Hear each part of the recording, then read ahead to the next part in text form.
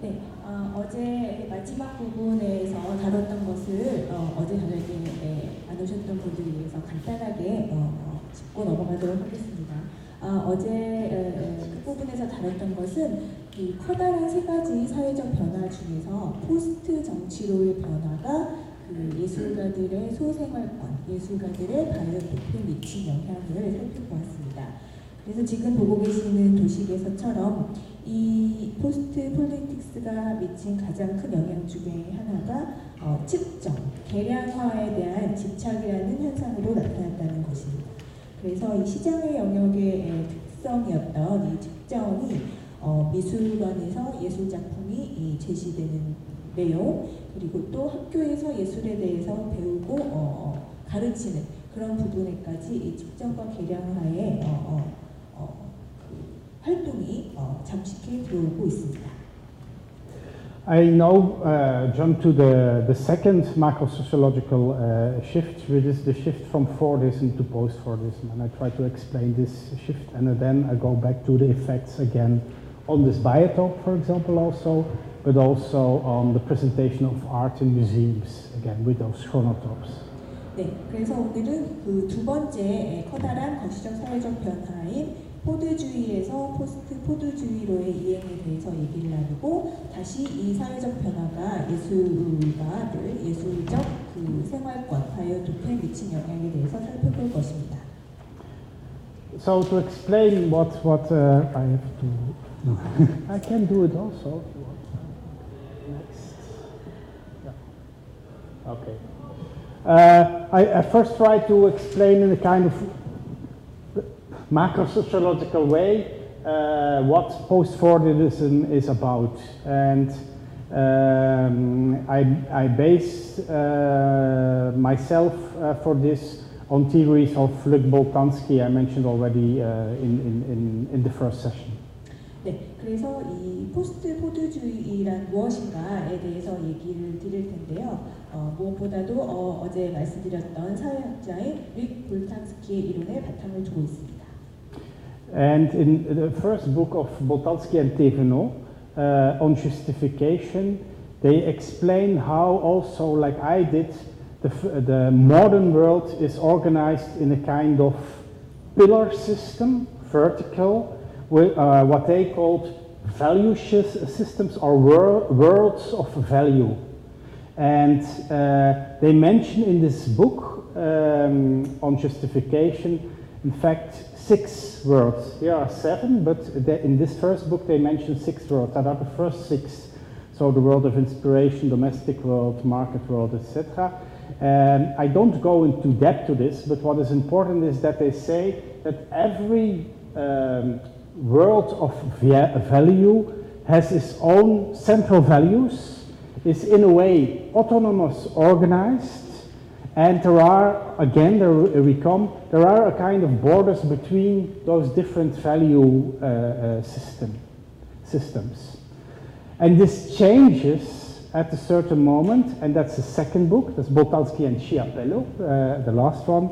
They add a new world, and that's the project city, and the project city is in fact already a kind of hybridization of different pillars. The world of inspiration, the market world, and the world of industry in particular. 네, 그래서 첫 번째로 말씀드릴 것은 그 릭 볼탄스키와 로랑 테베노라는 두 사람이 쓴 책을 중심으로 먼저 말씀을 드릴 텐데요. 이들이 이 파스칼 길렌 연구와 마찬가지로 그 근대 사회가 조직되는 방식을 기둥의 개념을 이용을 해서 이론을 펼쳤다고 합니다. 여기에서 말하는 기둥이라 함은 그 인간의 가치 체계를 가치 체계의 세계가 어떻게 구성이 되는가, 서로 다른 세계를 좀 유별하는 형식으로 그 기둥, 일종의 기둥을 세웠던 것인데요.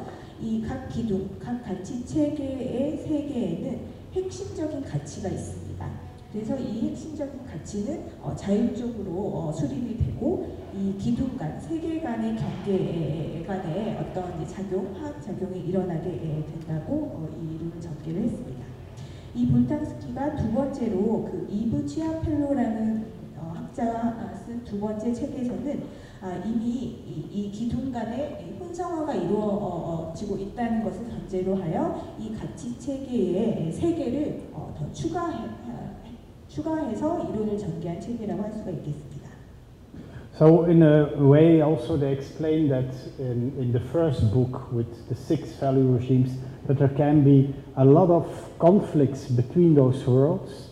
There is also the discussions and also moral conflicts exist because of the confusion sometimes between those worlds, misunderstandings, but there can be also made kind of what they call compromises between those worlds. And in fact, the project city, as they call it, they don't call it anymore a world but a city. The project city is such a compromise between different worlds. They never speak in the book, The Spirit of New Capitalism, about post-Fordism, but in fact, everything what they describe for the project city, you recognize in a post-Fordist context. For example, working in projects is a typical characteristic of post-Fordist working conditions. 네, 그래서 이 첫 번째 책에서 유별했던 이 6개의 가치 체제의 영역은 사실 서로 간에 모순되는 부분과 충돌되는 부분이 많이 있습니다. 그래서 이 서로 다른 가치의 영역 사이에 어떤 그 논쟁적인 부분, 그리고 서로 이해하지 못하는 부분들이 있어서 충돌이 일어나기 마련인데요. 그리고 이 가치체계의 영역들, 세계들, 이 기둥들 사이에는 또한 타협, 조율과 같은 행위들이 일어나게 되는 것입니다. 여기에 더해진 그 프로젝트 도시의 영역이라는 이들의 두 번째 책에서 다뤄진 이 영역은 말 그대로 모든 일들이 프로젝트 단위로 이루어진다라고 접근을 하는 것이고요. 여기에서의 이 말하는 프로젝트 도시는 앞서 말씀드렸던 타협과 조율이 상당 부분 일어난 상태에서 벌어지는 현상을 가리키는 것입니다. And I go now more in detail what post-Fordism is by relating it first to what Fordism was in the past. Fordism, I mentioned already, comes from Henry Ford, the car builder, and he developed, as all of you probably know, a typical system which was related also to Taylorism, but which is what is typical for the system is the assembly line, that you make things, standard products, material products, that's also very important, which have use value. That means use value. A good car is a car which can drive from point A to B. That's a good car. All cars were black, all the same model, that doesn't matter. A good car is a car which can drive. That's quality in this system. And another characteristic which is very important, I think, and we often miss this, is that it was a product economy. That means that the producer decides, and only the producer decides, how the products look like, how they function, and what he makes. That's something completely else than a consumer economy in which we live now. 네, 이제 포스트 포드주의가 무엇인가를 설명드리기 위해서 포드주의와 이제 비교를 좀 해보려고 하는데요. 포드주의는 아시는 것처럼 헨리 포드의 자동차 회사의 어떤 생산 방식으로부터 나온 것입니다. 포드주의의 가장 기본적인 것은 바로 물질적인 생산물, 바로 자동차가 될 텐데요. 이 포드주의의 가장 큰 특징은 공장의 조립 라인을 통해서 완성된 차가 나온다는 것입니다. 이 자동차라는 물질적인 생산물에서 가장 중요한 것은 사용 가치였습니다. 즉 자동차라면 잘 나가는 차, 잘 움직이는 차이면 되는 것이었습니다. 이 포드주의에서 또 하나의 큰 특징은 이 물질적인 생산물의 모양이라든가 기능을 결정하는 것은 오로지 생산자만이 그 모양과 기능을 결정하는 것이었습니다. 그래서 현재 오늘날 우리가 살고 있는 소비자 사회에서 소비자가 생산물의 모양이라든가 기능에 영향을 미치는 것과는 매우 다른 그런 형태입니다. But what interests me more is what happens on the shop floor, what really happens in the factories, and how labor was in this Fordist system organized. And that's what we call, and all other sociologists of labor also call, material labor. And what does it mean? That you have a high immobility as a characteristic. That means that you maybe for 40 years go only to the same place at the assembly line and do their one fixed job, for example, only putting a tire in a car. You have fixed working hours. You work from 9 to 5 or sometimes in shifts from 6 to 10. And also very important in the system is that working is associated with doing. To do things, you need to do things. And that was in a lot of factories at that moment. There are slogans in factories also. I remember a Philips factory in the Netherlands. There was a slogan, people work here, don't speak. Because speaking is confusing. And speaking is not working. Doing is working. And that's the work ethos of this Fordist system. 네, 이 포드주의의 또 다른 측면을 보자면 이제 그 공장의 조립 라인에서의 노동 형태를 들 수가 있겠는데요. 이 포드주의의 노동 형태는 물리적이라고 여기에는 이제 번역이 되었는데 그 material, 물질적인 노동이라고도 볼 수가 있겠습니다. 이 노동이 물리적이고 물질적이라는 말은 이 노동자가 움직일 수가 없다는 뜻이 되기도 합니다. 그래서 조립 라인, 공장의 생산 라인에서 일하는 노동자 같은 경우에는 수십 년간 고정된 자리에서 고정된 동작만을 하는 노동을 해왔습니다. 또한 노동시간 또한 9시부터 6시까지로 고정되어 있는 경우가 많았고, 특히 이 포드주의 물리적 노동은 무언가를 하는 행위, 일을 하는 것을 말하는 것이었습니다. 그래서 이제 필립스 공장의 예를 드셨는데요. 이 포드주의에서는 이런 공장에 작업 중입니다. 조용히 해주세요. 라는 슬로건을 볼 수 있다고 하는 것입니다. 그래서 말을 하는 것은 노동으로 간주되지 않고 무언가 몸으로 일을 하는 것이 중요한 노동으로 간주가 되었습니다. And then we have a shift again, same time frame in the 70s, starting from the end of the 60s and during the 70s, from what is called a product economy to a consumer economy. Or also a shift from the importance of material products to immaterial products. What is the meaning of that? For example, that we buy nowadays not only a cell phone because it has use value, that we can phone with it, but because it has a nice design, that it has some applications, etc. And what is very important is still use value counts in an immaterial economy, but design, science, accumulate the buying or stimulate the buying of new products again. So it's a very important economical element in it, aspect of it. 네, 이제 그러던 것이 그 60년대 말부터 70년대, 80년대를 거치면서 포스트 포드주의로 이해를 하면서 이제 그 프로덕트 이코노미, 제품, 그 생산품의 경제에서 이제 소비자의 경제로 이행을 하게 됩니다. 그 프로덕트 이코노미에서는 그 사용 가치가 중요했다면 컨슈머 이코노미에서는 물론 사용 가치가 여전히 작용을 합니다만 예를 들어서 그 스마트폰을 구입하는 경우에 전화를 걸 수 있는 이 전화기의 사용 가치가 기본적으로 작용을 하지만 거기에 더해서 그 스마트폰의 디자인이라든가 그 스마트폰에서 활용할 수 있는 애플리케이션이라든가 하는 어떤 기호적인 가치, 상징적인 가치들이 이 구입에 영향을 크게 미치게 되는 것입니다. 그리고 이러한 기호 가치들이 축적이 됨으로써 이 스마트폰을 다시 새롭게 구매를 한다던가 새로운 스마트폰을 바꾸곤 하는 어떤 그런 축적의 경제학이 작동하기 시작하는 것입니다.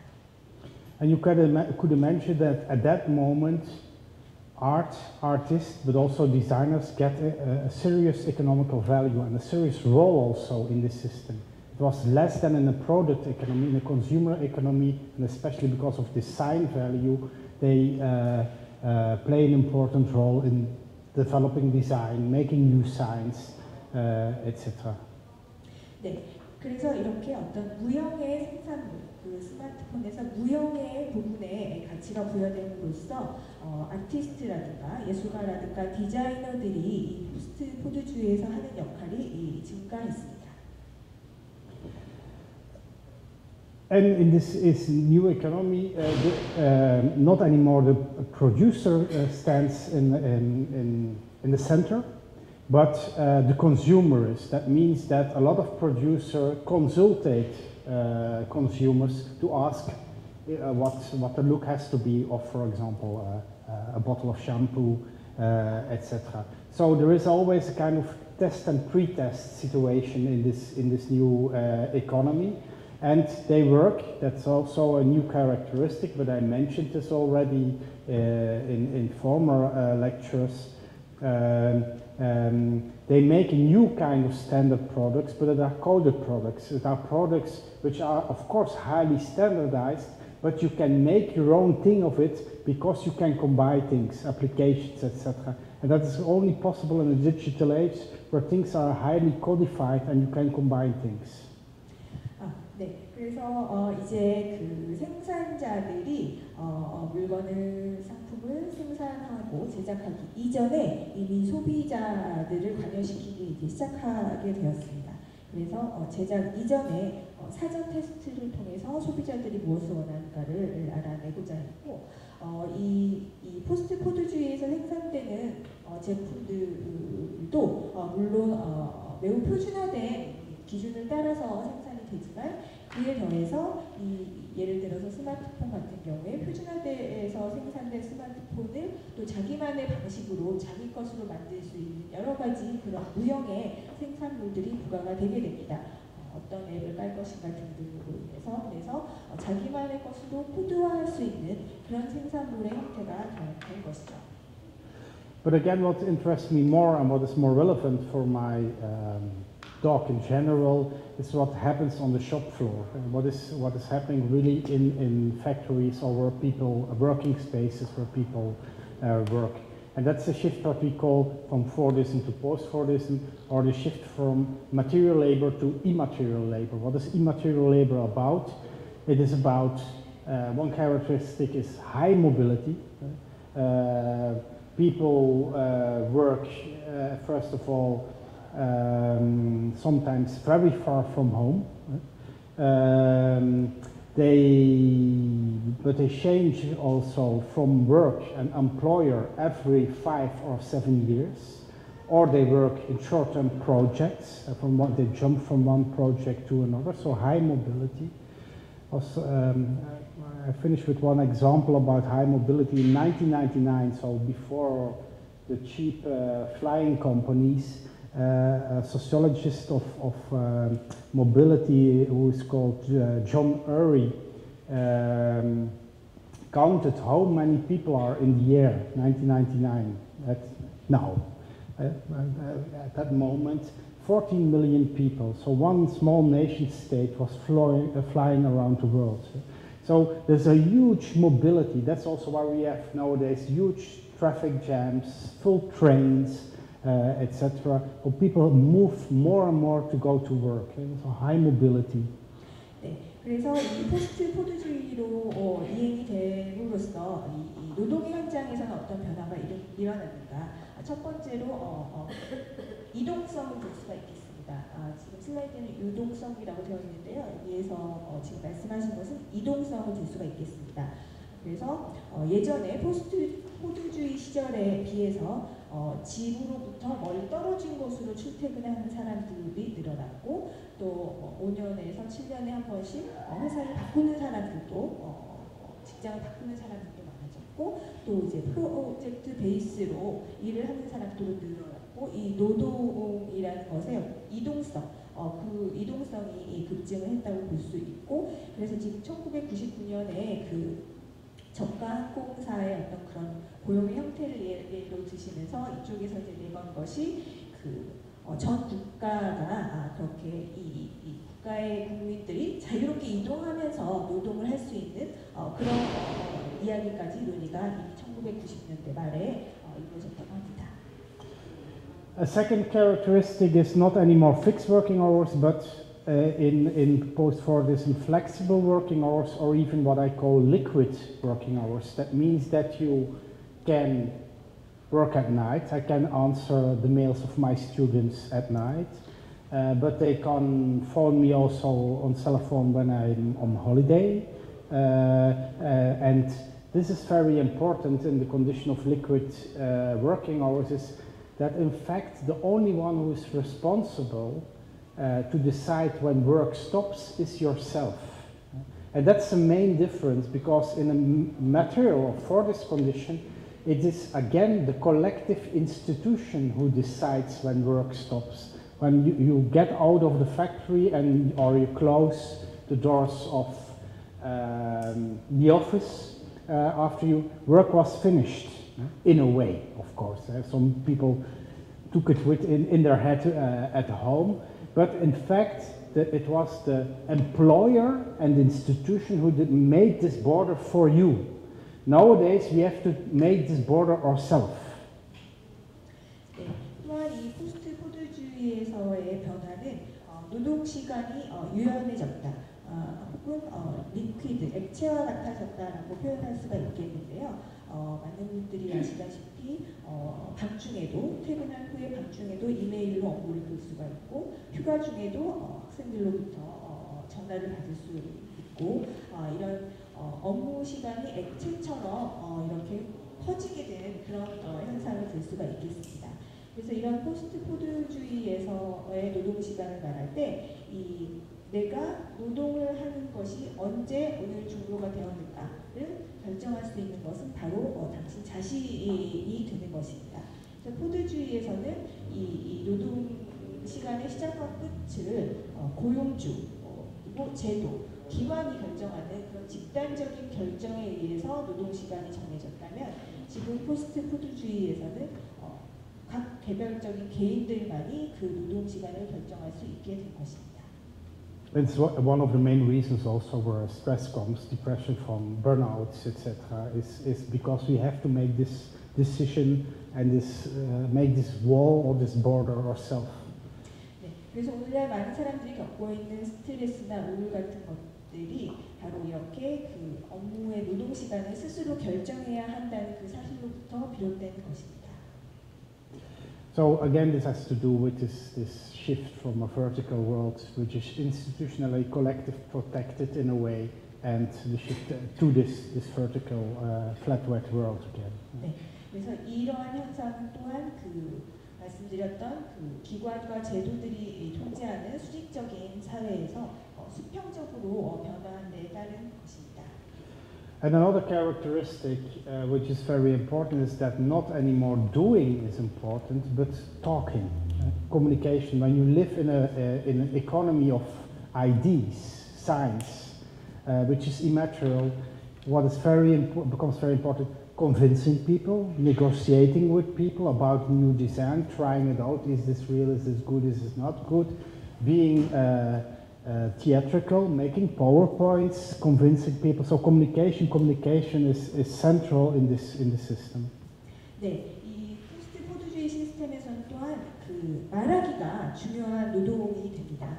그래서 포드주의에서는 하는 것이 중요했다면, 포스트 포드주의에서는 아이디어라든가 기호와 같은 무형의 것들이 중요한 시대가 되었고, 이를 누군가에게 설명하고 설득하고 타협하고 논의하기 위해서 프레젠테이션을 한다든가 제시를 할 때 이 언어의 말하기가 매우 중요한, 커뮤니케이션, 의사소통이 매우 중요한 요소가 된 것입니다.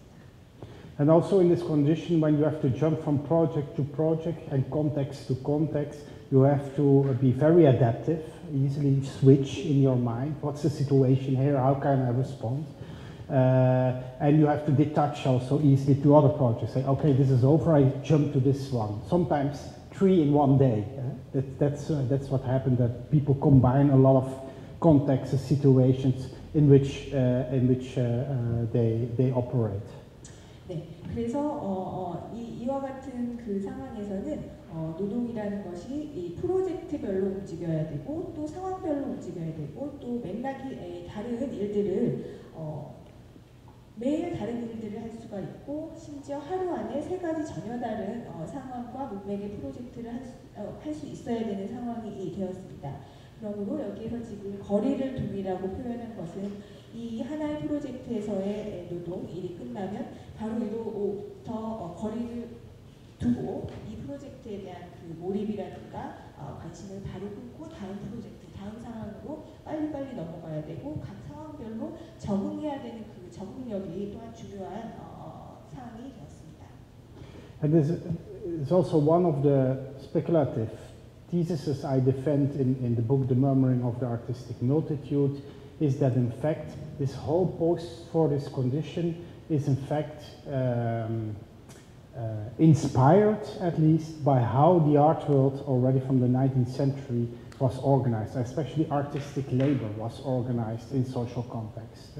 The artist has to be flexible, he can work certainly at night, the best artists work also at night, that's the romantic cliché of it, can work at pubs, etc. So this kind of flexibility, romantic idea is copied in a way by other economical sectors.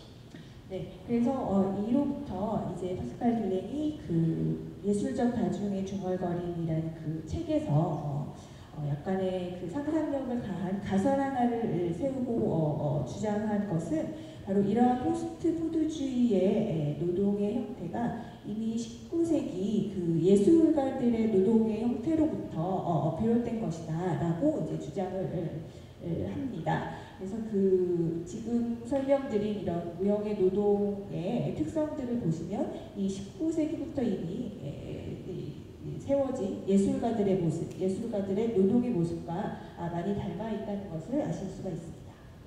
So, to say it a little bit bluntly, the avant-garde was not only the avant-garde for aesthetics or the avant-garde even for politics, but was also an avant-garde for economical labor systems. 네, 그래서 이제 우리가 흔히 예술을 말할 때 아방가르드라고 말들을 많이 하는데요.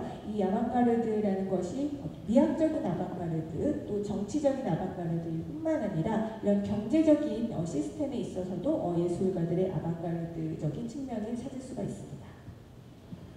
So when we look at the four diseases that we can, I don't know if you have it, we best can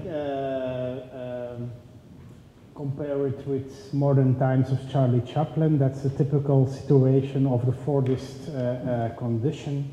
And this is the one of the post-Fordist condition. Laying in bed, horizontal, flat, but still interesting, like Charlie Chaplin, still connected with the machine in direct relation. And also interesting is you don't know what she is doing. Is she just playing a game on the computer? Is it leisure time? Is she on Facebook? Is she on Facebook just for pleasure, or is she on Facebook for professional reasons because she wants to have a job, etc., etc.? And this is the condition I think most of us nowadays recognize. And again, she decides when work stops. It's only she. And when she starts to step in another condition of leisure time or free time or something like that, private time.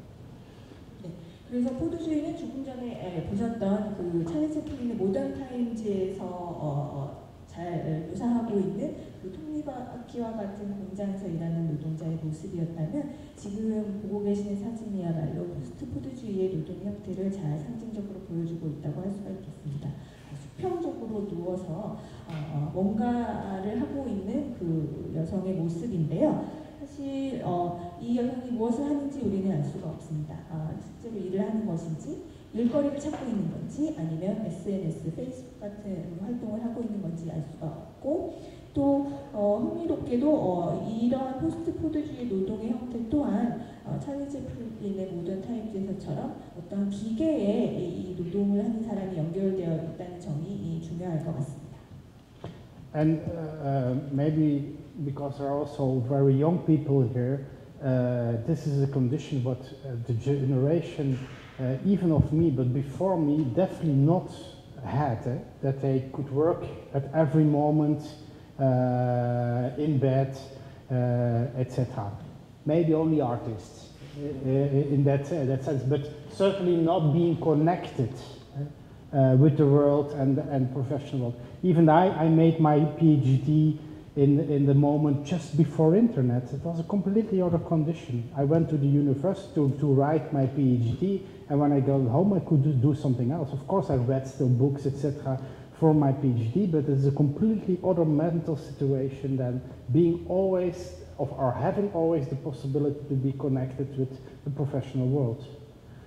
네, 그래서 이제 여기 계신 분들은 다 젊은 세대여서 익숙하실 테지만 이 이전 세대에서는 이러한 형태의 노동은 상상할 수 없었던 것이었습니다. 파스칼 길렌만 해도 박사학위를 논문을 쓰던 시절이 인터넷이 상용화되기 이전에 PhD 논문을 썼기 때문에 논문을 쓰려면 학교의 도서관에 가서 작업을 하고 집에 오면 이 논문이 아닌 다른 일을 할 수밖에 없는 그런 상황이었던 것이죠. 그러나 지금은 집에 오더라도 이와 같이 인터넷에 늘 연결될 수 있는 본인의 그 전문 분야, 전문성이 발휘되어야 되는 그런 영역에 언제든지 연결될 수 있는 환경에 오늘날은 처해 살고 있다고 말할 수가 있겠습니다. And maybe one remark also related to the artistic biotope again. This means also that in this domestic frame, the first one at the left above, also works comes in at a very strange place, and you decide. A lot of artists have problems with this, especially classical artists, to make paintings or something, or photography, work in a studio. They are often, how do you call it, attracted by the computer to look, do I have an email? I mentioned yesterday. And they are disrupted in this concentration and this typical atmosphere which you need for a domestic space, even when they are in their so-called domestic space.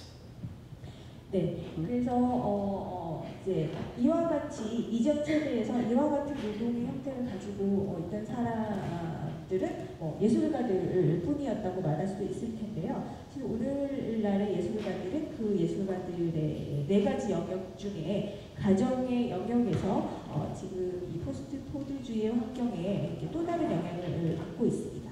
그래서 특히 이제 전통적인 방식으로 작업을 하는 그림을 그린다거나 조각을 만드는 그런 아티스트들 같은 경우에는 이 이메일을 확인해야 되고 하는 이 네트워크에 연결됨으로써 일어나는 방해 혹은 다른 형태의 노동이 야기되고 있습니다.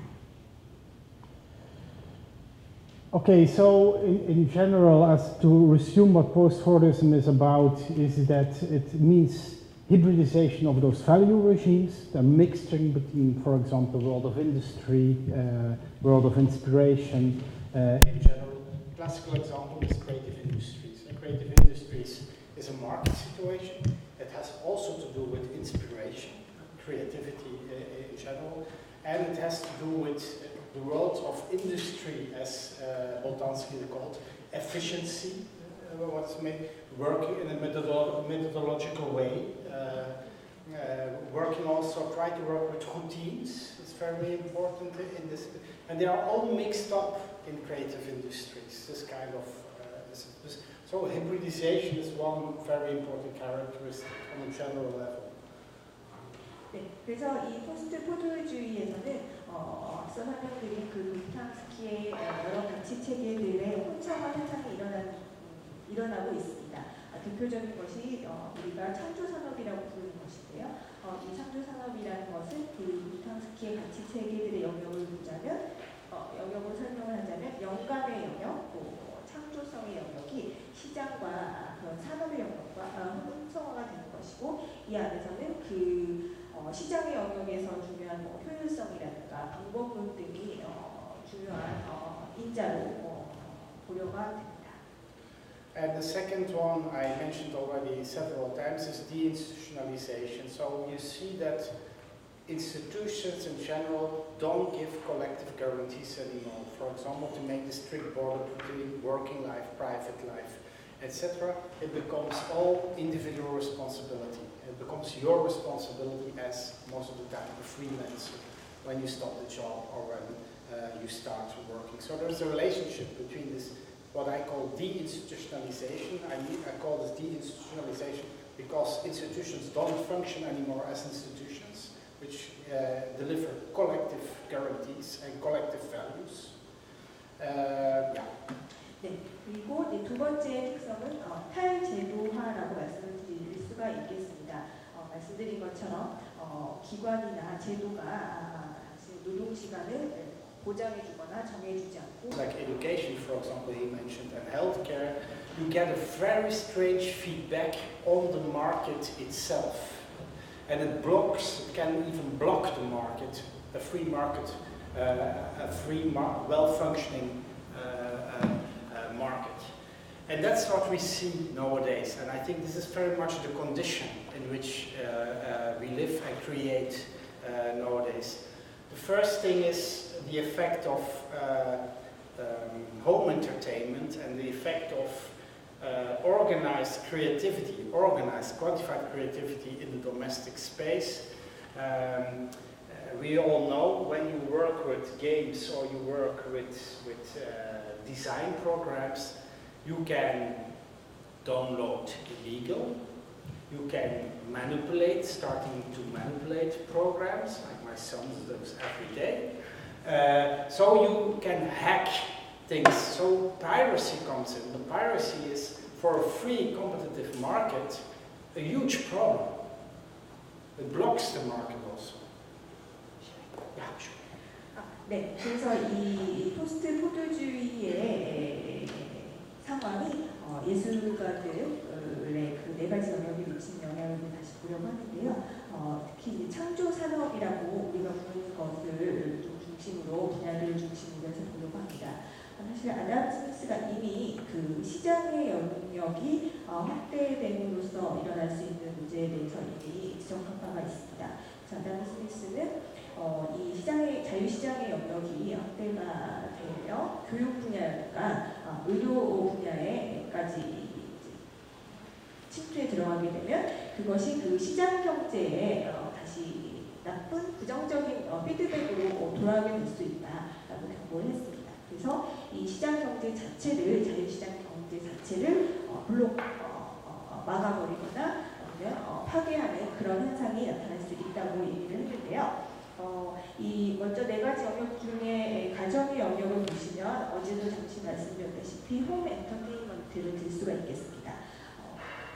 가정에서 사용하는 아이패드라든가 그런 디지털 기기에서 활용할 수 있는 게임이나 혹은 디자인 프로그램들을 예로 들 수가 있겠는데요. 이 홈 엔터테인먼트는 모든 그런 창조적인 활동을 계산하고 계량화해서 이 프로그래밍 해놓은 그런 홈 엔터테인먼트인 것입니다. 그런데 이제 이것이 이 분야의 시장의 영역이 들어오게 되면서 이 안에서 기존의 프로그램들을 조작하거나 개인이 조작하거나 파스칼 지랭의 아들이 아주 잘하는 일이라고 하는데요. 게임 조작을 하거나 아니면 불법 프로그램을 다운로드 받아서 사용을 하거나 혹은 해킹 행위를 하거나 같은 어떤 해적 행위들이 일어나게 됨으로써 이 자유시장 경제에 악영향을 미칠 수 있게 된다는 그런 논리입니다. And same we see with cultural or creative entrepreneurs, schools in art schools, for example, or in creativity in general, when they get in charge in other businesses, like for example, very creative mathematicians in the banking system, you get creative banking. And creative banking was the worst thing what happened in 2008, and where we see the results of nowadays. That means that a kind of financial system comes, starts to exist a financial economy and a real economy, and they of course interact with each other. But also this creative banking, this creativity in the banking system made the banking failure, making those kind of very complex derivatives which nobody understands. It's creative business. It's pure creative business.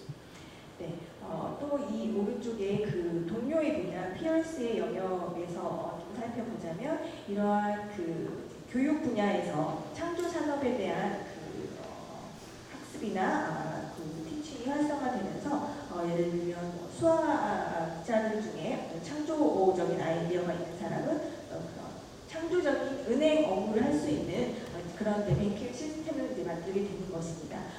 그래서 이 창조적인 은행 업무라고 지금 표현이 되어 있는데요. 창조적인 뱅킹이 말하자면 그 실제 현실에 있는 경제와 이런 숫자와 시스템에서 작동하는 그런 경제 두 가지의 어떤 그 시스템의 구분을 만들어내게 되고 그 두 시스템이 서로 말하자면 재정적인 파이낸셜 이코노미라고 표현을 하셨는데요. 이런 재정적인 이코노미 그 다음에 이 실제 현실의 이코노미가 서로 영향관계를 가지다가 두 개가 엉키게 되면서 우리가 2008년에 겪었던 세계 경제 위기 같은 것이 도래할 수 있게 됩니다.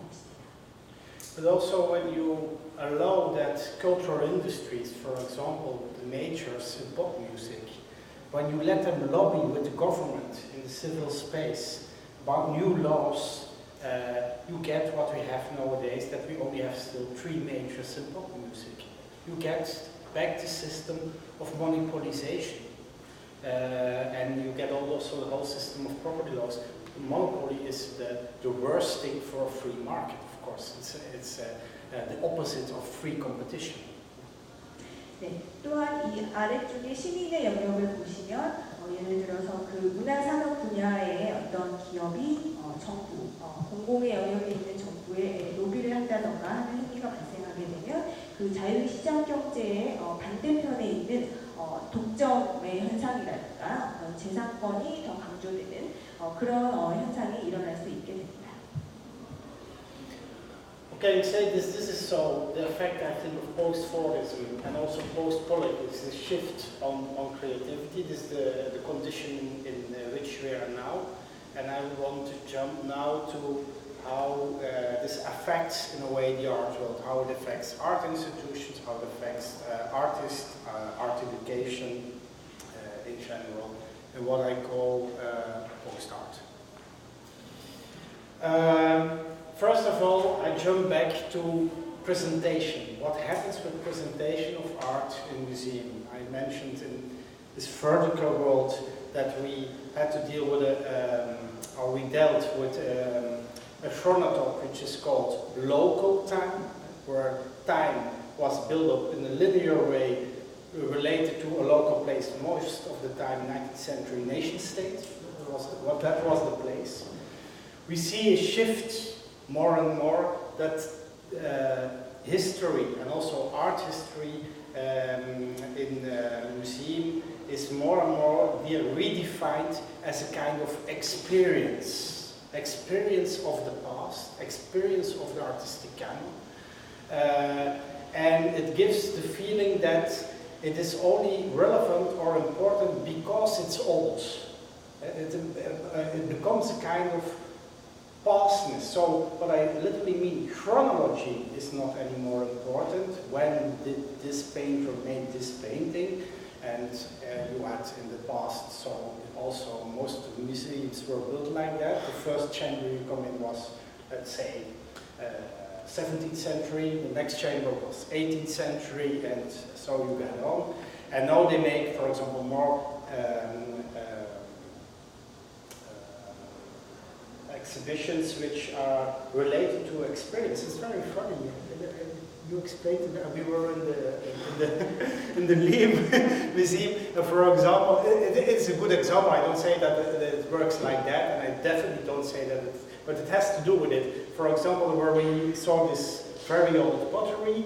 The pottery was in green, and we had a green painting of contemporary art or modern art in the back. So it is related to you experience something green. That was, in my eyes, in a way, the point. There are other points to make, maybe, but anyway, it is about that. It is about also giving people, trying to give people another experience that they also enjoy, that they also see connections. That's not a problem at all. But it is also a kind of, how do you call it, interrupting a chronological time perspective on things and subjects. And when it goes to the extreme, it's only about experiencing something interesting, strange, and especially when it has to do with old things, it is just because it is out of the past. Which date is not relevant anymore. Of course, in the Lean Museum we've also this information, which date does it make, etc., etc. But you see more of this kind of what we call, in general, when it's done in the worst way, Disneyfication. When you walk into Disney, you have the feeling of cowboys, something when it was, you have no idea in the United States, but anyway, there is a kind of setting in Disneyland where this is expressed, at least. And this is what you see more and more in the presentation, especially in the 80s, beginning of the 90s, starting in museums. Yeah, sure. 네, 그래서 이제 이 포스트푸드주의의 변화가 이제 창조 산업의 영역에 미치는 영향을 보았다면 이제 예술에 미치는 영향을 좀 살펴보려고 하는데요. 그저께 말씀드렸던 그 미하일 팀의 크로노토프 시공간성의 개념을 이제 다시 가져와서 이 시공간상의 어떤 문화를 제시하고 재현하는 일을 좀 살펴보려고 합니다. 그래서 그 과거에는 이 역사라든가 미술사가 로컬 시간, 로컬 시간이라는 어떤 특정한 지역, 그것이 대부분 이제 국가였는데요. 국가라는 어떤 로컬에서 직선적으로 뻗어나가는 시간 상에서 문화, 역사가 제시가 되었습니다. 그래서 이 당시에는 연대기적으로 역사를 제시하는 것, 미술사를 제시하는 것이 중요했었는데요. 이제는 이 연대이라는 것이 사라진, 말하자면 글로벌 시간이 중요하게 된 것인데요. 이 글로벌 시간이 중요하게 된 것은 이제 어떤 역사의 연도라든가 날짜 그런 것이 중요한 것이 아니라 경험을 제공하는 것이 가장 중요하게 되었기 때문입니다. 그래서 이 시공간상에 재현하는 문화, 이 문화와 이 역사를 제시하는 것이 적절한가를 판단하는 기준은 오로지 이것이 옛것이다, 옛것이어서 흥미롭다, 재미있다, 혹은 옛것이어서 낯설다, 이상하다, 이러한 특성들만이 중요하게 고려가 되는 것입니다. 그래서 오로지 역사를 경험하게 하는 그러한 방식의 문화적 재현이 일어나고 있고요. 그래서 이렇게 제시되는 역사, 문화는 기존의 연대기적인 그런 이해를 말하자면 방해하게 되는 것입니다. 그래서 지금 예로 드신 것이 오늘 관람을 하셨던 전시 중에 하나가 그 고려 청자와 바이런 킴의 그 녹색 페인팅, 거의 추상화에 가까운 그 바이런 킴의 페인팅이 함께 전시가 되어 있는 그 전시물을 보셨는데요. 이러한 전시 환경에서는 관람객이 이 고려 청자가 역사적으로 언제 정확히 어느 시점에 만들어졌고 등등의 그런 연대기적인 시간보다는 이 녹색을 경험하게 하는, 역사를 녹색을 통해서 경험하게 하는 그러한 전시, 디스플레이였다고 보고 지금 이 설명하신 문맥에 적절할 것 같아서 언급을 하셨고요. 그래서 이러한 현상을 그 디즈니피케이션, 그러니까 디즈니화라고 말씀을 드릴 수가 있겠습니다. 그리고 특히나 80년대, 90년대에 나타난 현대 미술에서도 이러한 특징이 강하게 나타나고 있습니다. So history and historical objects and also art objects become a kind of animator in which the visitor can lose itself. The total experience is important. It becomes a sensation, and I mean by sensation, all the senses are touched. I go sometimes to museums where they even experiment with smell in the museum. So you are surrounded by a whole experience, and this experience is as important as the historical story, about at least as important. For the visitor to attract also visitors in general. But what the problem can be with those kind of total experience economy, as it is called by Gielen, is that it also gives the feeling that history can be absolute relative. You can jump very easily from one place to another, and it seems that all the mental states of the historical phases would be the same. It is very difficult to how do you call it? How to communicate to visitors what is the real distance between now, for example, and 150 years ago. And this is very much a complexity which is more and more, I think, missing. But anyway, what is important and what we see everywhere, not only looking and reading is important in the museum, but the total experience. All the senses has to be attracted, even touching, smelling, seeing, etc. 네, 그래서 이러한 환경에서는 그 역사라는 것이 이 관람자가 완벽하게 몰입할 수 있는 그런 경험적인 환경을 제공하는 그런 이제 방식이 된 것이고 이것이 이제 센세이셔널하다고 표현을 하셨는데요. 여기에서 말하는 센세이셔널하다는 것은 그 감각이 경험의 감각들이 이제 강조된다는 뜻입니다. 그래서 보는 것, 읽는 것뿐만 아니라 듣는 것, 냄새, 촉감 그런 것들을 모두 동원하여서 역사를 경험토록 하게 한다는 말이고요. 그래서 이러한 환경에서는 역사적인 이야기보다는 그런 감각적 경험이 더 강조가 됩니다. 그래서 이제 길보어라는 학자는 이러한 상황에서 제현 제시되는 역사가 절대적이면서도 상대적이다. 그래서 역사적으로 전혀 다른 시기에 있는 어떤 사실 이야기들이 같은 수준, 같은 평면으로 제공이 됨으로써 이제 관람객들이 느끼는 역사적인 거리, 그것이 1000년 전이든 100년 전이든 그리고 그 거리를 표현하기 위해서 들어와 있었던 수많은 복잡한 그런 요소들이 모두 사라져버리는 그런 상태가 되는 것입니다. So you get a feeling of a kind of instantaneous time and also universal non-places. And more we see this also nowadays in the contemporary art field. And you can fly from the biennial in Tokyo to the biennial in New York, and from New York, when there is a biennial in New York, I don't know. But anyway, to this of Istanbul, and you see the same things, the same art at the same places. Even they are presented sometimes in the same way, when they are still in a white cube, etc. So you see in this global time a kind of existing of known places which are dislocated in the location where they are, in the specific location where they are, and you get a kind of feeling of sameness in this presentation. 네, 그래서 이러한 그 시간의 즉각성의 성격을 갖게 되는 지금의 시대에서는 이 장소 또한 그 비장소가 됩니다. 그래서 특정한 어떤 로컬의 지역성은 사라지고 모든 장소가 보편적인 그런 비장소가 되는 것이죠. 그래서 예를 들어서 도쿄에서 하는 비엔날레를 보고 뉴욕에서 하는 비엔날레를 보게 되면 비록 그 안에서 전시되고 있는 작품이나 작가는 달라도 그 제시하는 방식이라든가 예술이나 문화를 제시하고 재현하는 방식이 동일하다는 것을 알 수가 있습니다. And that's also what the word contemporary in contemporary art says itself. Contemporary means what is now. So contemporary has also no past and has also no future. It's who is now at the spot. That's contemporary. So it has no time anymore. It's an instantaneous time. Sometimes I say a little bit blunt, the one who shouts the loud is at the spot at the moment in the contemporary art.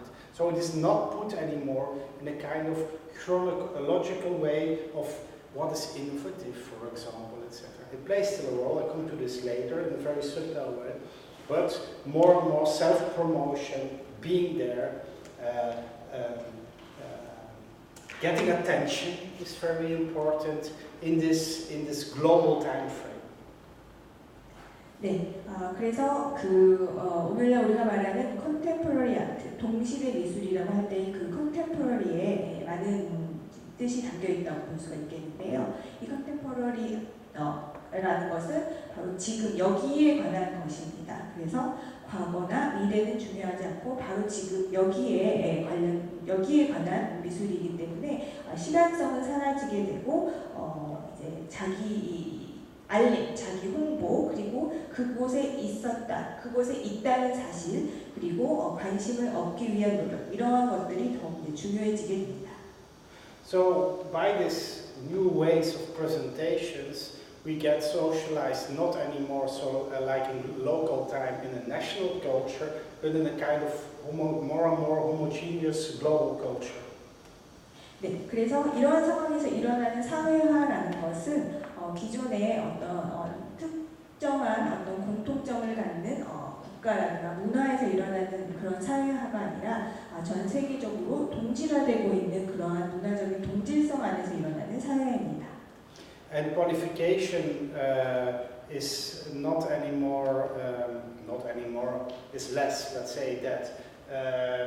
Qualification does not happen in relationship with the national culture, what is relevant for a national culture, what is really new in the art system, for example, for our culture or relationship, what is tradition, etc. But qualification becomes more and more quantification. That's all what we know from journals, etc. The ranking system, the star system. So many stars for this exhibition, so many stars for this novel or this book, etc.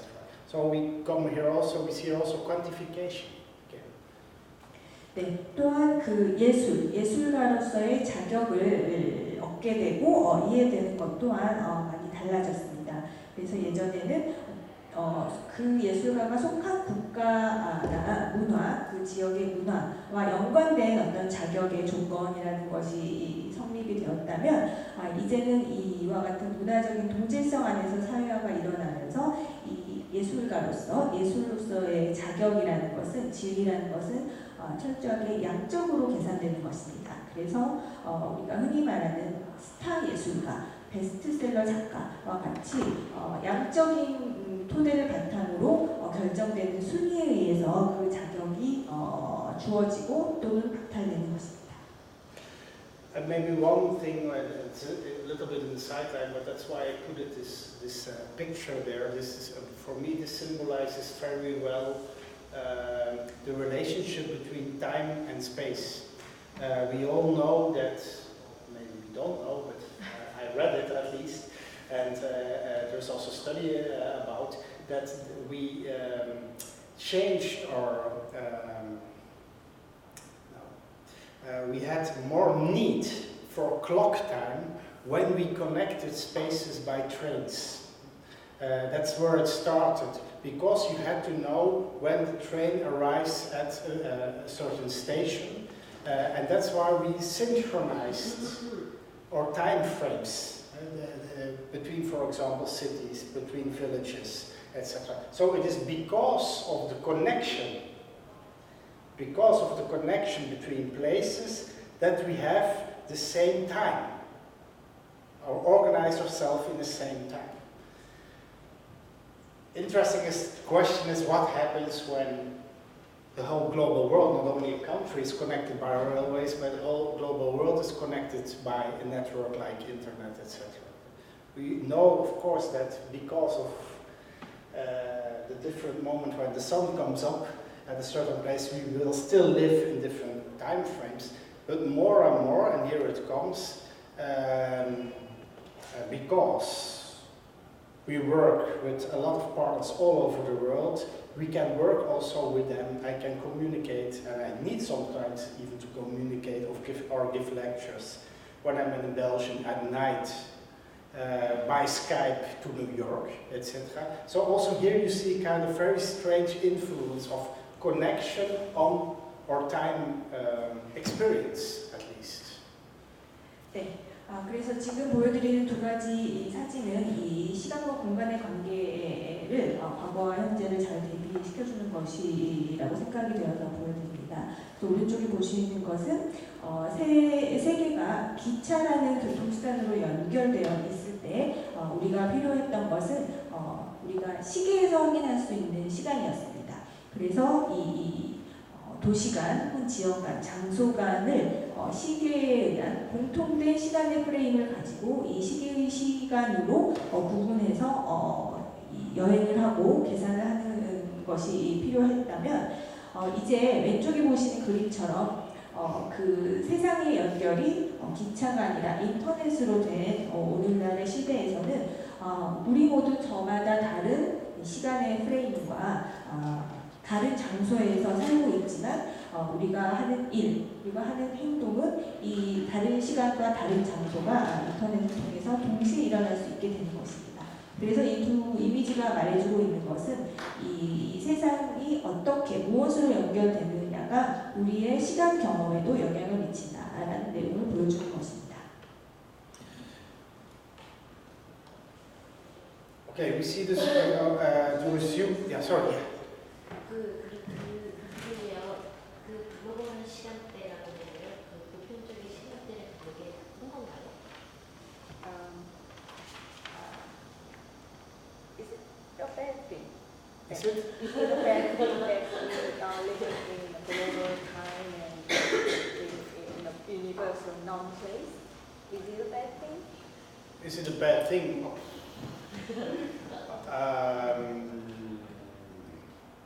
I have no bad feelings with it. Let's say it like that or something like that. But it means, how do you say? You definitely lose something, and you lose, I think, diversity by that. So in that sense, it could be a bad thing. But you win also something, and I think, for example, you win, let's call it like that, in a pink view, you win intercultural understanding of each other more and more, because you share some films we all saw, or you share some icons. Nobody doubts that Van Gogh is an icon, not here in Seoul, but also not in Amsterdam, certainly not in Amsterdam. So in that sense there is a kind of shared reference frame which makes things easier, I think. But I think also it's the problem is with global time that it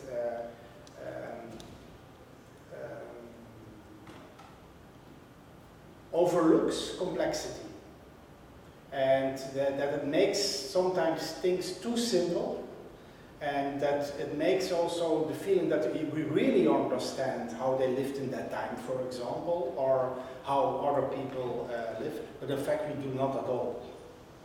That's the main, I think, the main problem you have with this kind of global time impression. And just to say blunt, has nothing to do with Hollywood, but look at how certainly Hollywood films for years and years represent in films other cultures. It's amazing. What a cliche. What they make sometimes of Asian culture or European culture, the Belgian beer drinker. But anyway, some kinds of cliches which are used and are taken for real, and they become a kind of homogeneous culture. So what I mean by homogeneous culture, it could be good and interesting when it is a kind of shared reference. But of course, what is playing also in the homogenization of culture are huge power structures. And it is one culture, or a certain culture at least, who can play a very dominant role in the homogenization of it. I see, for example, sorry, but that makes it maybe for, I see, for example, in academic writing. English is so dominant in academic writing and publishing because, but it is awful because it makes some kind of expression, also in science, and impossible anymore, or not acceptable anymore. For example, just one blunt example. A sentence like Pierre Bourdieu written 1/2 page, one sentence is impossible nowadays. You have to do it in the Anglo-Saxon way, dot, dot, dot, dot.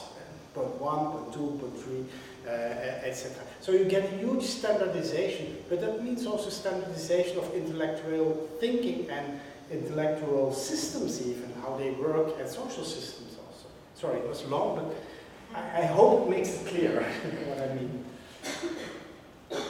Yeah. 네, 그 질문하신 거에 대해서 물론 항상 나쁘다고 말씀드릴 수는 없겠지만 무언가를 우리가 잃게 된다라고 이제 보고 있습니다. 그 중에 하나가 다양성을 잃게 된다고 말씀하셨는데요. 물론 이 글로벌한 시간을 살면서 그런 보편적인 비장소에서 살아가는 것이 물론 얻을 수 있는 것도 있습니다. 그래서 서로 다른 문화를 이해하고 또 그 문화를 공유함으로써 어떤 그 준거, 창고의 틀을 함께 가지게 되는 그런 점들을 얻을 수가 있겠습니다만 이 안에서 벌어지는 것을 들여다보게 되면 이렇게 됨으로써 그 공유하는 준거의 틀이 그 안에 내포되어 있는 여러 복잡한 부분들을 간과하게 만드는 그런 문제를 발생시킬 수도 있습니다. 우리가 이와 같은 글로벌 시간 비장소를 살면서 다른 문화를 더 잘 이해할 수 있게 됐다고 생각하지만 사실은 그것이 그 복잡한 부분들을 다 제거한 채 매우 단순화된 형태로 그 문화를 이해하게 되는 것일 수밖에 없는 경우가 많기 때문입니다. 그래서 예를 든 것이 그 헐리우드 영화에서 최근에 많은 그런 소위 다양성 영화들을 내놓고 있습니다. 아시아 문화라든가 타 문화에 대해서 이렇게 알게 해주는 그런 영화들을 많이 만들고 있지만 이러한 영화들을 온 세계 사람들이 함께 봄으로써 그 표현되고 제시되는 타 문화, 헐리우드 영화에서 표현되는 그 타 문화를 진짜 그 문화가 이렇구나라고 헐리우드 영화가 제공하는 방식으로밖에는 이해할 수 없게 되는 그런 문제가 있다는 것이죠. 그리고 이와 같은 모든 그런 행위들 안에는 사실은 굉장한 그 파워 스트럭처, 권력 구조가 작동을 한다는 것을 간과해서는 안 될 것입니다. 이 헐리우드 영화처럼 이와 같은 어떤 그 문화 간 이해 그리고 타 문화에 대한 공유 이런 것들을 제시하는 거에 아주 지배적인 영향을 미치는 그런 슈퍼 파워가 존재를 한다는 것이죠. 그래서 이것은 비단 영화나 예술뿐만 아니라 그 이제 학계에서도 쉽게 생각볼 수가 있습니다. 그래서 예를 들어서 학술 논문을 쓰는 행위가 요즘에는 당연히 영어로 학술 논문을 써야지 이게 전 세계적으로 누구나 읽을 수 있는 보편적인 논문이 된다고 생각이 되지만 사실은 여러 많은 전문 분야에서 영어로는 표현할 수 없는 그런 이론이라든가 용어들이 굉장히 많이 있습니다. 그래서 예로 든 것이 예를 들어서 피에르 부르디에의 어떤 반 페이지짜리의 하나의 문장으로 된 반 페이지짜리의 이론은 사실상 영어로는 번역하기가 불가능하기 때문에 이게 영어로 표현이 될 때는 이렇게 돛 요점의 형식으로밖에는 표현이 될 수 없는 이제 그런 문제들이 사실은 여러 분야 곳곳에서 발견이 되고 있습니다. 따라서 이 동질화되는 문화라는 것은 그 안에 도사리고 있는 단순화 그리고 그 권력 구조의 문제들이 있기 때문에 이것을 반드시 긍정적으로만 바라볼 수 없다. 이렇게 말씀하셨습니다. Maybe a last example in the cultural field. In Belgium we have several music festivals, but two very important. And one was a kind of mainstream pop music until 10 years ago, and the other one was more alternative music, more punk. Started with punk new wave time, but afterwards more electronic alternative music. Nowadays, those two festivals look the same. Why is it? Because we only have still three majors in the music business who define and distribute the pop music. They make the packages of bands for those two festivals. So that's what I mean. It has to do with power structure. It has to be with also economical monopolies again in the system, which make this homogenization. And then we have a problem, I think, with global time and global culture. Because also, what you also see, it makes it less and less possible for real alternative pop bands, for example, music makers, etc., to develop their own position and niche in this, and to to claim their own money and place for this festival even, because they are so predominant in this music business at least. 네, 그래서 한 가지 예를 더 덧붙여 주셨는데요. 벨기에에 있는 음악 페스티벌, 음악 축제에 대한 예를 드셨습니다.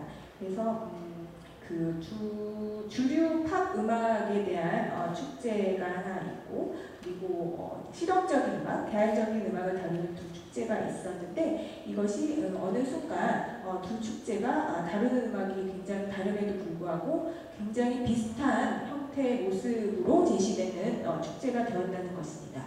그 뒤에는 이 음악계를 장악하고 있는 세계의 그 대기업들, 그 기업들이 이 음악을 생산하고 배급하고 이 축제를 벌이는 이 문화적인 재현의 현장까지 모두 개입하고 있는 그 권력 구조의 맨 위에 있기 때문입니다. 그래서 여기에는 이런 정치적인 권력 구조, 그 다음에 경제적인 독점의 현상 같은 것이 바로 이 문화적인 동질성을 일으키고 마는 그런 문제를 이야기했고, 이렇게 동질화가 되게 되면 정말로 실험적인 음악, 정말로 대안적인 음악이 발전하고 그 자기만의 시장을 찾게 만드는 것은 사실상 불가능해지게 됩니다.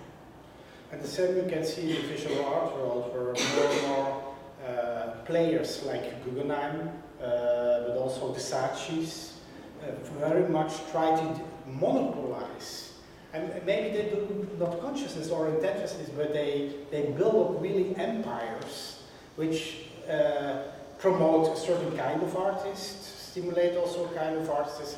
So at least you see also this kind of tendencies in this in the visual art field, also of monopolization, homogenization, etc.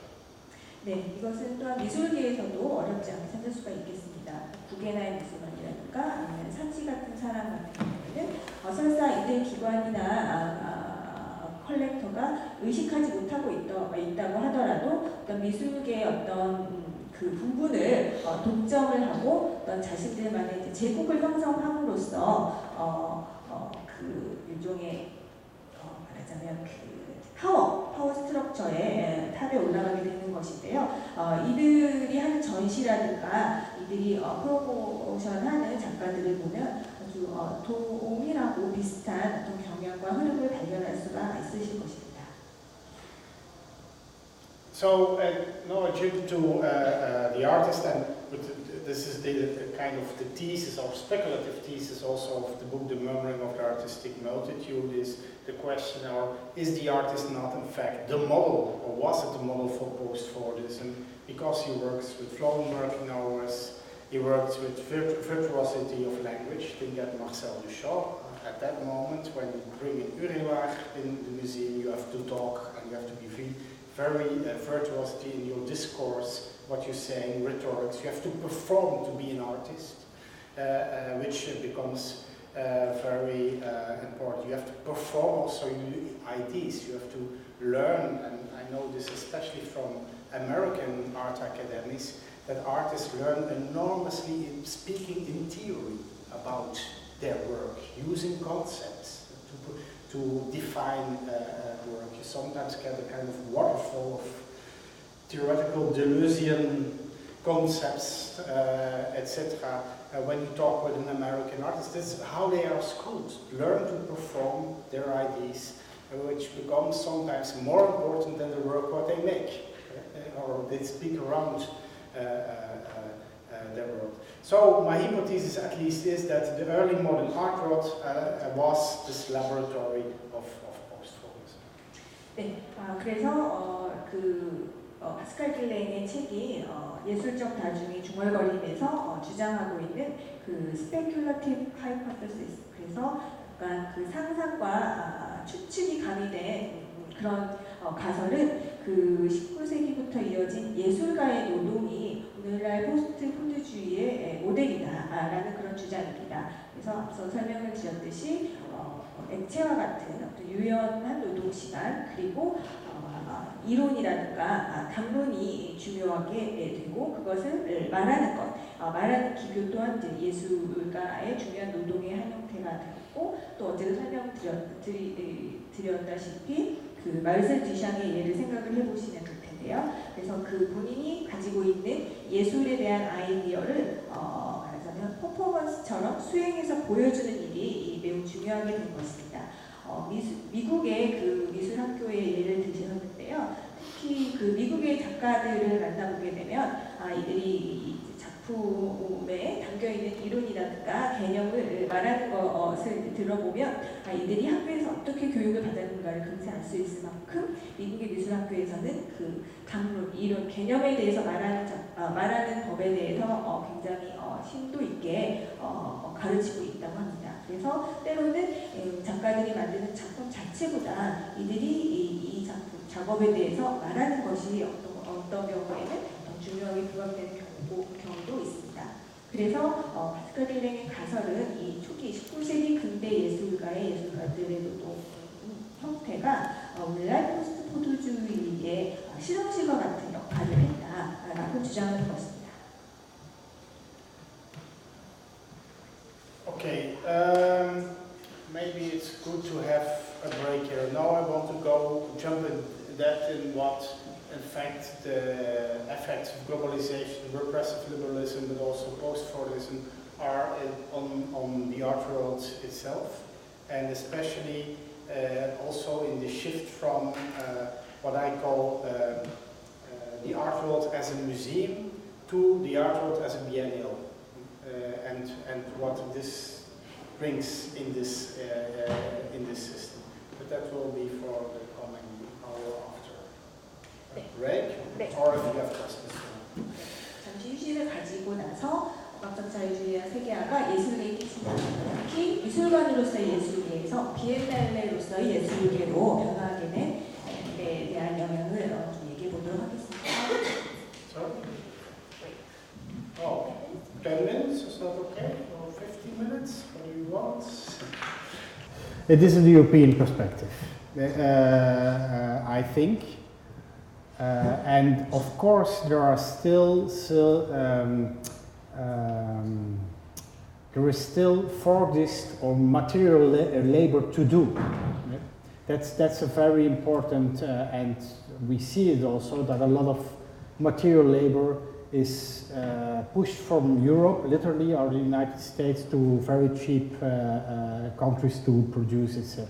So that's, I don't want to neglect it.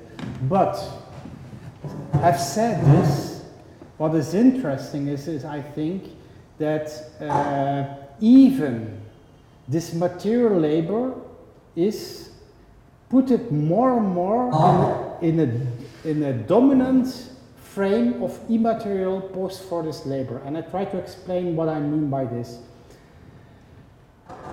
This happened already with the shift from country labor on a farm. This is, yeah, we put that off.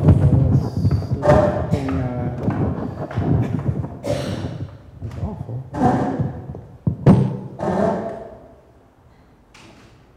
Thank you. Ah, this still works. Okay, interesting. And that's the main point. That's a point what not I made, but Michael Hart and Antonio Negri already in the book Empire. I try to explain. What you see is we come from a situation of, yeah, let's say we come from a situation in 17th century of, let's call it like that, but I say it already wrong, a farmer industry. You work with the ground, etc. What happens with Fordism I mean, is that first of all in factories they start to work standardized. Assembly line, routine, always doing the same. High specialization is important, only do this in Fordism. What do you see? What is interesting? Of course, they stay farmers working, but they also implement this Fordist system. So one farm does only cows and only milk cows. Another farm, so you see a kind of industrialization of this labor. Nowadays, you see the other shift that even people who work at the assembly line need to be creative. Even the cleaners are said, they get courses for that, to be friendly for who they work. That's immaterial labor.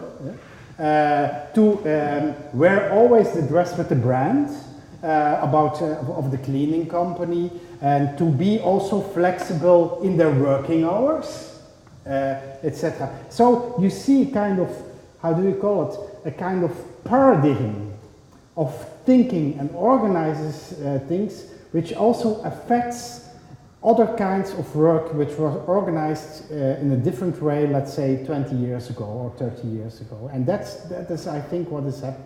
And because Europe and also the United States work very dominant in this post-Fordist condition, they also push enormously other working fields and also other countries and other traditions in this kind of condition. Because of this connection, you cannot be any more disconnected. That's what says. Even when you are like countries in Africa where you have sometimes place for 80% no internet, but even they are pushed to be connected. And we know this already from certain, it's very interesting, yeah, that's a detail, but anyway, of African countries where mobile phones work very sufficient in this kind of way of phoning people to get work at that place at that moment. Flexible work is introduced by mobile phones and use of cheap mobile phones in this condition. So that's what I mean. Indeed, it is predominant Eurocentral, but it is also really dominant on other working fields, I think. 네, Yeah? Sure, yeah, sure. 요약해서 말씀드리면 질문하신 것처럼 당연히 지금 전개되고 있는 이론들은 유럽 중심적인 사고에서 나온 것이라고 말씀드릴 수가 있겠습니다. 그리고 말씀하신 것처럼 여전히 포드주의식의 어떤 물질적인 노동을 필요로 하는 분야가 여전히 존재하고, 또 말씀하신 것처럼 인터넷으로 연결되지 않는 사람들이 여전히 많이 살고 있는 세상인데, 이에 대해서 어떻게 생각을 하시는지를 이제 말씀을 해주셨는데요. 어제 잠시 언급되었던 그 안토니오 네그리와 마이클 하트가 썼던 제국이라는 이제 책을 이렇게 레퍼런스로 삼아 얘기를 해주셨습니다.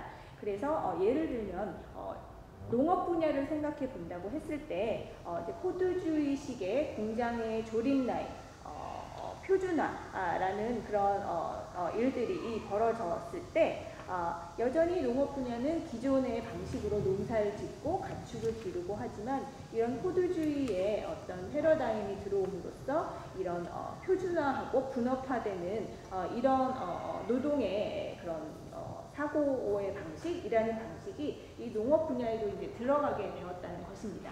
그런데 이것이 이제 다시 포스트 포드주의로 넘어오게 되면 이 공장에서 조립 라인에서 일하는 사람, 이 포드주의식으로 물질적인 노동을 하는 사람들에게도 창조적임이 요구되는 시대가 왔다는 것이죠. 그래서 예를 들면 이 환경미화, 청소부 같은 분들도 요즘에는 교육을 받는다고 합니다. 그 비크리에이티브 하도록 창조적이도록 이제 교육을 받는다는 것이죠. 어떻게 하면 고객들에게 친절하게 대할 것인가, 아니면 그 제복을 입을 때 회사의 브랜드는 어떻게 보이도록 입어야 할 것인가라는, 혹은 그 노동 시간을 어떻게 유연하게 조직할 것인가라는 그러한 일련의 교육들을 이러한 환경위원들도 이제 받고 있는 시대가 되었다는 것입니다. 네, 그래서 말씀하신 것처럼 여전히 포드주의식의 노동, 물질적인 노동이 분명히 필요하고 존재하지만, 이와 같은 사고방식, 패러다임, 포스트 포드주의의 패러다임이 모든 분야에 이제 영향을 미치고 있다는 것이죠. 이것은 인터넷이 연결되어 있지 않다 하더라도 그들의 노동의 방식이나 노동을 생각하는 방식에 여러 분야에 걸쳐서 영향을 미치고 있다. 네, 당연히 그 유럽에서는 혹은 미국에서는 이 기존의 포드주의식의 물질적인 노동은 제3세계로부터 온 이주 노동자들의 손으로 넘어가는 이제 그러한 현상들이 분명히 나타나고 있지만 그와 같은 노동의 환경에 있어서도 이러한 포스트 포드주의 식의 사고방식 패러다임이 강력하게 지금 요구가 되고 있는 상황이다. 이렇게 좀 요약해서 말씀을 해주셨습니다. Maybe last example also where you see it in industries which were organized in a Fordist way. You had also the system until 10 years ago, certainly in Europe, of fixed contracts. That you after 2-3 years you get a fixed contract. The same for professors at university. When you get at a certain moment you get a contract for life. Pascal.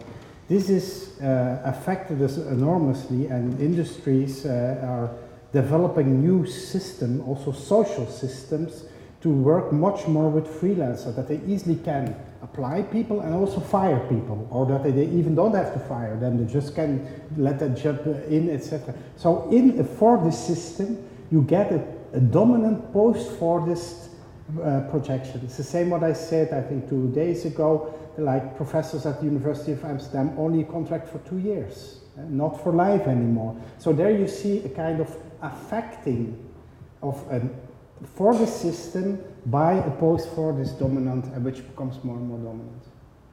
네, 그래서 또 한 가지의 어떤 사례로서 말씀을 드리자면, 지금 이제 말씀하시고 있는 그 요지는 그 포드주의식의 시스템, 포드주의적인 환경에 이 포스트 포드주의식의 패러다임과 방식이 계속 들어오고 있다. 그 영향력을 확장하고 있다라는 말씀을 하고 계십니다. 그래서 아카데미아 같은 경우에도 예전에는 교수들이 고정된 계약으로 정년을 보장받는 형식으로 고용이 되었다면 이제는 그 포스트 포드주의식의 지금까지 쭉 설명해 주신 포스트 포드주의식의 패러다임이 들어오게 되면서 사회 전반에 걸쳐서 어떤 시스템적인 변화가 일어나고 프리랜서에 기반을 둔 그런 노동이 확장이 되면서 고용도 쉬워지고 해고도 쉬워지는 이제 그러한 사회 시스템으로 변화하게 되었다는 것이죠. 그래서 기존의 포드주의 시스템이 완전히 없어지고 포스트 포드주의 시스템이 들어온 것이라기보다는 기존의 포드주의 시스템 안에 점점 더 그런 포스트 포드주의 식의 사고 방식과 시스템과 그런 것들이 침투해 오고 있다. 그렇게 말할 수 있겠습니다. Yeah.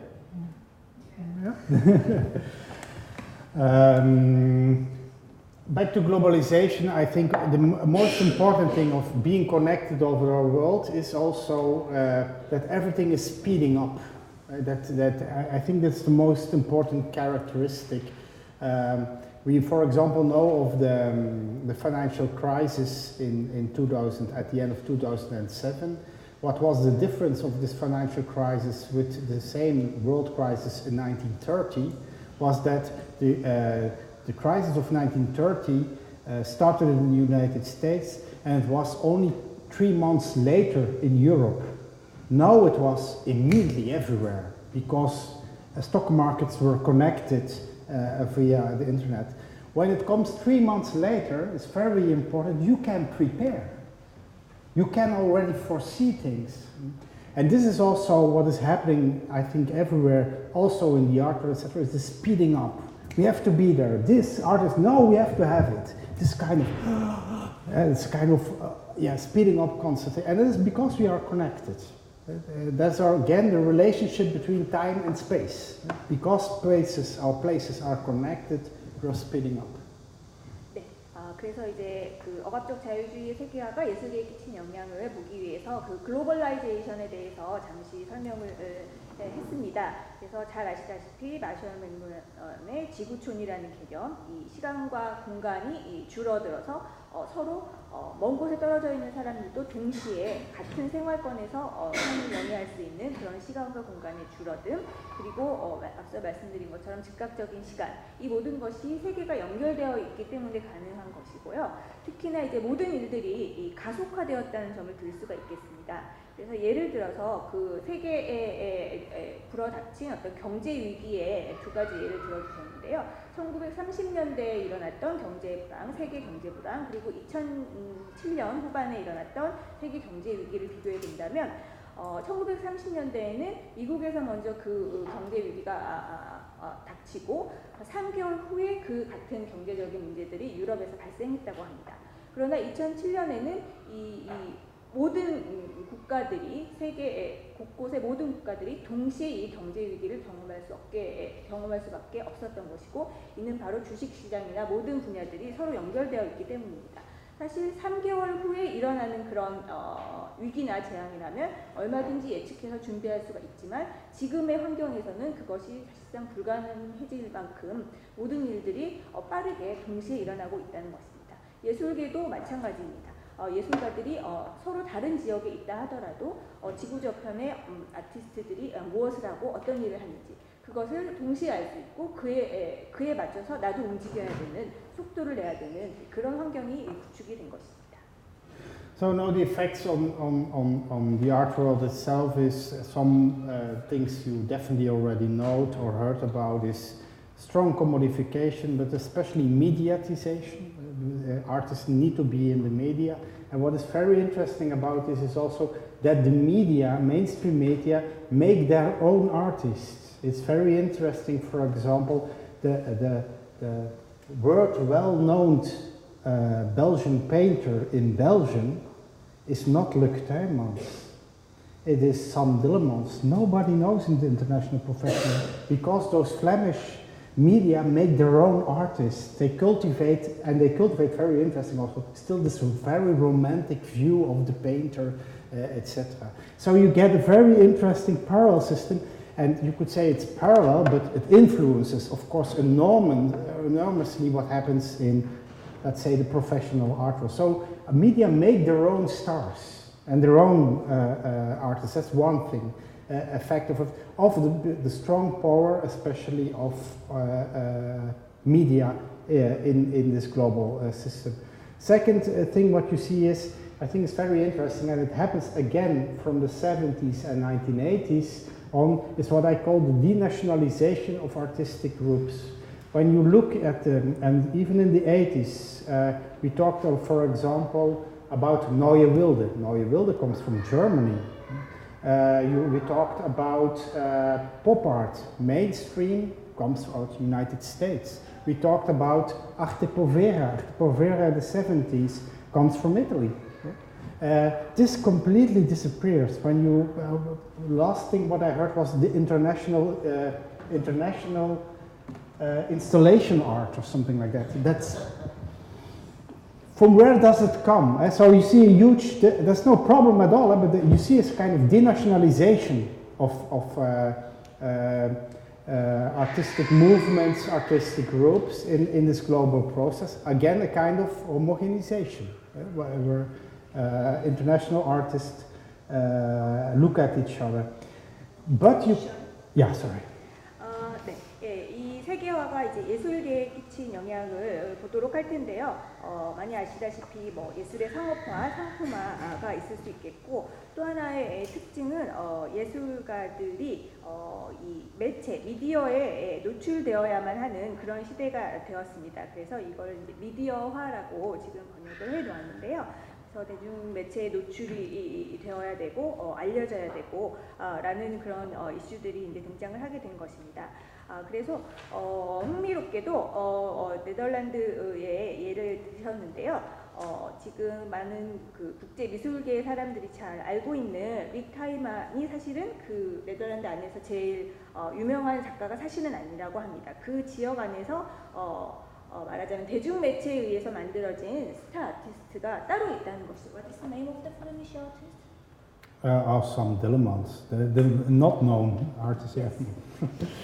Doesn't matter. It's, 네, 그래서 이제 네, 그렇고 그래서 이제 스타 예술가라는 그런 개념이 이제 등장을 하게 됩니다. 미디어에 의해서 만들어지는 스타 예술가라는 개념이 나오게 되고, 그다음에 이제 두 번째 특징이 그 디내셔널라이제이션, 그래서 어떤 국가와 연결되는 어떤 미술의 사조라든가 흐름이라든가 이제 그런 것이 사라졌다고 합니다. 예전에만 해도 뭐 팝아트는 미국에서, 그다음에 아르테 포베라는 이탈리아에서 출발한 그런 미술 운동이라는 그런 개념들이 있었지만, 이제는 뭐 국제적인 설치 미술, 이와 같이 뭐 국적이라든가 문화와는 상관없는 형태의 용어로서 예술을 정의하는 그런 시대가 된 것이죠. Thank you. And you get also a huge inflation of the international. And what I mean by that is, for example, in Belgium yet in the 80s, the growing and coming up artist Jan Fabre. It was a huge thing when he was at a certain moment at the Venice Biennial. It was news in the newspapers in Belgium, and even afterwards he used it to get subsidized for his performance work by the government, because he was a big star, etc. Nobody in Belgium knew that Jan Fabre hired his own space in Venice. He was not invited at all at the Venice Biennial, but nobody knew and nobody cared. It was the international, is important and is something. And so there was a kind of, the internationals played an enormous symbolic role in making an international career. This still plays a role, international is still important, being an international artist, but there is a huge inflation on. For example, students nowadays who are in art academies already travel the world round. So it means less, let's say it like that. That's what I mean by the inflation of the international. You can earn less symbolic capital by going abroad than, let's say, 10 years ago even, or 15 years ago. The name is Fabre? Jan Fabre. jan Fabre. 네. 그 다음에 이제 세 번째 특성으로 국제성의 인플레이션이라고 말씀을 드릴 수가 있겠는데요. 이 말은 간단하게 말씀을 드리면 베니스 비엔날레라는 장소에서 전시를 하거나 퍼포먼스를 하는 행위가 10년 전에 이곳에서 어떤 일을 했다는 것이 가지던 가치에 비해서는 많이 떨어졌다는 그런 얘기입니다. 그래서 얀 파브레라는 벨기에의 그 작가가 베니스 비엔날레에 공식적으로 초청을 받지 못했음에도 불구하고 이 베니스 비엔날레에서 퍼포먼스를 하고 이런 것들을 본인의 어떤 그런 예술가의 커리어에 기금을 받는다던가 하는 데 이제 그 포트폴리오에 이제 중요한 대목을 차지하도록 그렇게 사용이 되었다는 것이죠. 그래서 그리고 요즘은 미술학교의 학생들이 졸업을 하기 전에도 이미 이러한 국제적인 미술 행사들에 참여하기도 하고 또 참관을 하기도 하고 합니다.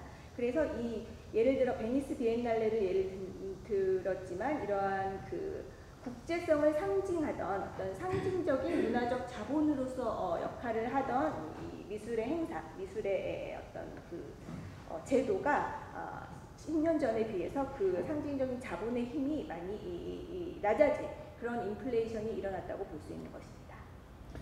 And you get also by this, what I already mentioned, this de-differentiation of institutions. You get a kind of a mixture of different logic, and I try to explain this with the example.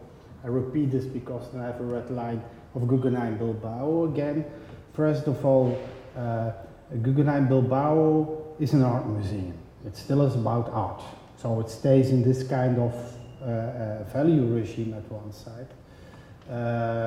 But it was planned and organized to develop the city again. It was in the post-industrial city where a lot of factories were empty, where a lot of people had no work, etc. So it was also already part of a huge business plan, creative industries business plan to attract tourists to Bilbao. So economy comes in. It's not only about art, it's also economy. It was even in a plan to build, and they are doing it now, to build a second Silicon Valley. It was related to the museum because we can attract creative people, we can attract high-schooled engineers for Silicon Valley when we have such a museum. And so it is together related to this strategy. And what not many people maybe know, what is very interesting, is also all about politics. The Guggenheim Museum was defended and lobbied by the nationalist Basque Party. Yeah, so it was a way to make a marker for the nationalist Basque region against Spain. And now it's very interesting. They take an American symbol, that's globalization, to stress their own identity as Basque identity against Spain. This is the whole complexity, and this is the whole framework. This is de-differentiation of hybridization of value regimes, what I'm talking, but it's all in the game. Right? It's all in the game. It's politics, it's economy, it's also still about art and quality art, certainly, no doubt. But all is mixed. 그래서 이제 네 번째의 특성은 그 기관들의 차별성이 사라지고 있다라는 그 탈차별화라는 특성입니다. 그래서 이제 몇 차례 예로 들었던 구겐하임 빌바오를 다시 말씀을 드리면, 네, 구겐하임 빌바오는 당연히 미술관이기 때문에 미술, 예술에 대한 그런 가치체제에 관한 기관이라고 할 수가 있겠습니다. 또 구겐하임 빌바오는 또한 그 도시 개발 사업의 어떤 중요한 그 축을 형성을 하고 있습니다. 그래서 관광객들을 유치하기 위해서 창조 산업으로서 이 후기 산업사회 도시를 더 문화적으로 개발하고자 하는 경제적인 도시 개발 사업의 한 축의 역할을 하고 있고, 또한 이렇게 미술관이 있음으로써 다른 분야의 창조적인 사람들이 모여들 수 있는 제2의 실리콘밸리 단지를 구성하려는 그런 움직임도 있고요. 또 하나 많이 알려져 있지 않지만 이 구겐하임 빌바오는 그 정치적인 측면을 들여다봤을 때 그 바스크 그 민족주의 정당으로부터 이렇게 로비를 받고 그쪽에 어떤 지원을 받고 있다고 합니다. 이 내셔널리스트 바스크 정당은 그 스페인에서 독립하고자 하는 그 민족주의 정당입니다. 그래서 이 구겐하임 빌바오라는 것이 우리가 일단 겉으로 보기에 미술관이라고 생각하고 있지만 이 안에는 그 말씀드렸던 그 탈차별화 그리고 가치체제의 혼성화가 일어나면서 동시에 모든 분야의 그 게임 플레이어들이 함께 뒤섞여서 움직이고 있는 그런 장이라고 할 수가 있겠습니다. So the art world comes to look more and more like this huge messwork of networks which overlap and which with a very high complexity. Again. An example I did for my PhD research about artistic selections, and for that I was, as a researcher and as an observer, I took part at an advisory committee of the Flemish government who gives subsidies to artists. And I sat there for a year at the table with those decision makers just to look how they decide. More than 50% of the time they were phoning. And why were they phoning? When, for example, a file comes in of an artist and he asks for money, and he says, I ask money for example, do an exhibition in Kunsthalle Bern, in a place in Switzerland. The first thing what happens, and that is also what I mean by inflation of international, what would happen in the past was say, oh, Kunsthalle Bern, yes, very good, let's do. But now, not anymore, what they did is take the phone. Who is the curator of Kunsthalle Bern? Is it this guy or that guy? Oh no, this is not so interesting anymore. Oh no, then we don't subsidize. Yeah? So it becomes, and they have to check it again and again, the complexity of the system, because there are so many mobility shifts of curators, etc. Oh, this was the former curator of the documentary. Yes, then we do. Yeah? So this kind of constantly checking and being also for that being again connected, need to be connected to know, to have the information. So complexity. 네, 그래서 지금의 어떤 그 세계의 모습은 지금 보시는 것처럼 전 지구가 하나의 그물망처럼 그러나 그 안을 들여다보면 복잡하게 연결이 되어 있는 네트워크로 다 연결이 되어 있습니다. 그래서 이 안에는 굉장히 복잡한 관계들로 얽히고 설켜 있는데요. 그 정부의 그 자문위원회, 그 예술가들을 선택하고 지원하는 기금을 주기 위한 그 자문위원회에서 일하셨을 때에 일화를 얘기를 해주셨는데, 이 자문위원회가 주로 하는 일들은 예를 들어서 어떤 예술가가 이 기금을 받고 싶다, 어떤 전시를 하기 위해서 기금을 받고 싶다라고 이제 서류를 제출하게 되면 이들이 하는 일 중에 상당 부분이 전화를 걸어서 예를 들어서 이 작가가 스위스의 베른에 있는 쿤스탈레에서 전시를 하고 싶다라고 서류를 제출했을 때, 베른의 쿤스탈레는 좋은 미술관이지, 그곳에서 전시를 하는 일은 좋은 일이야.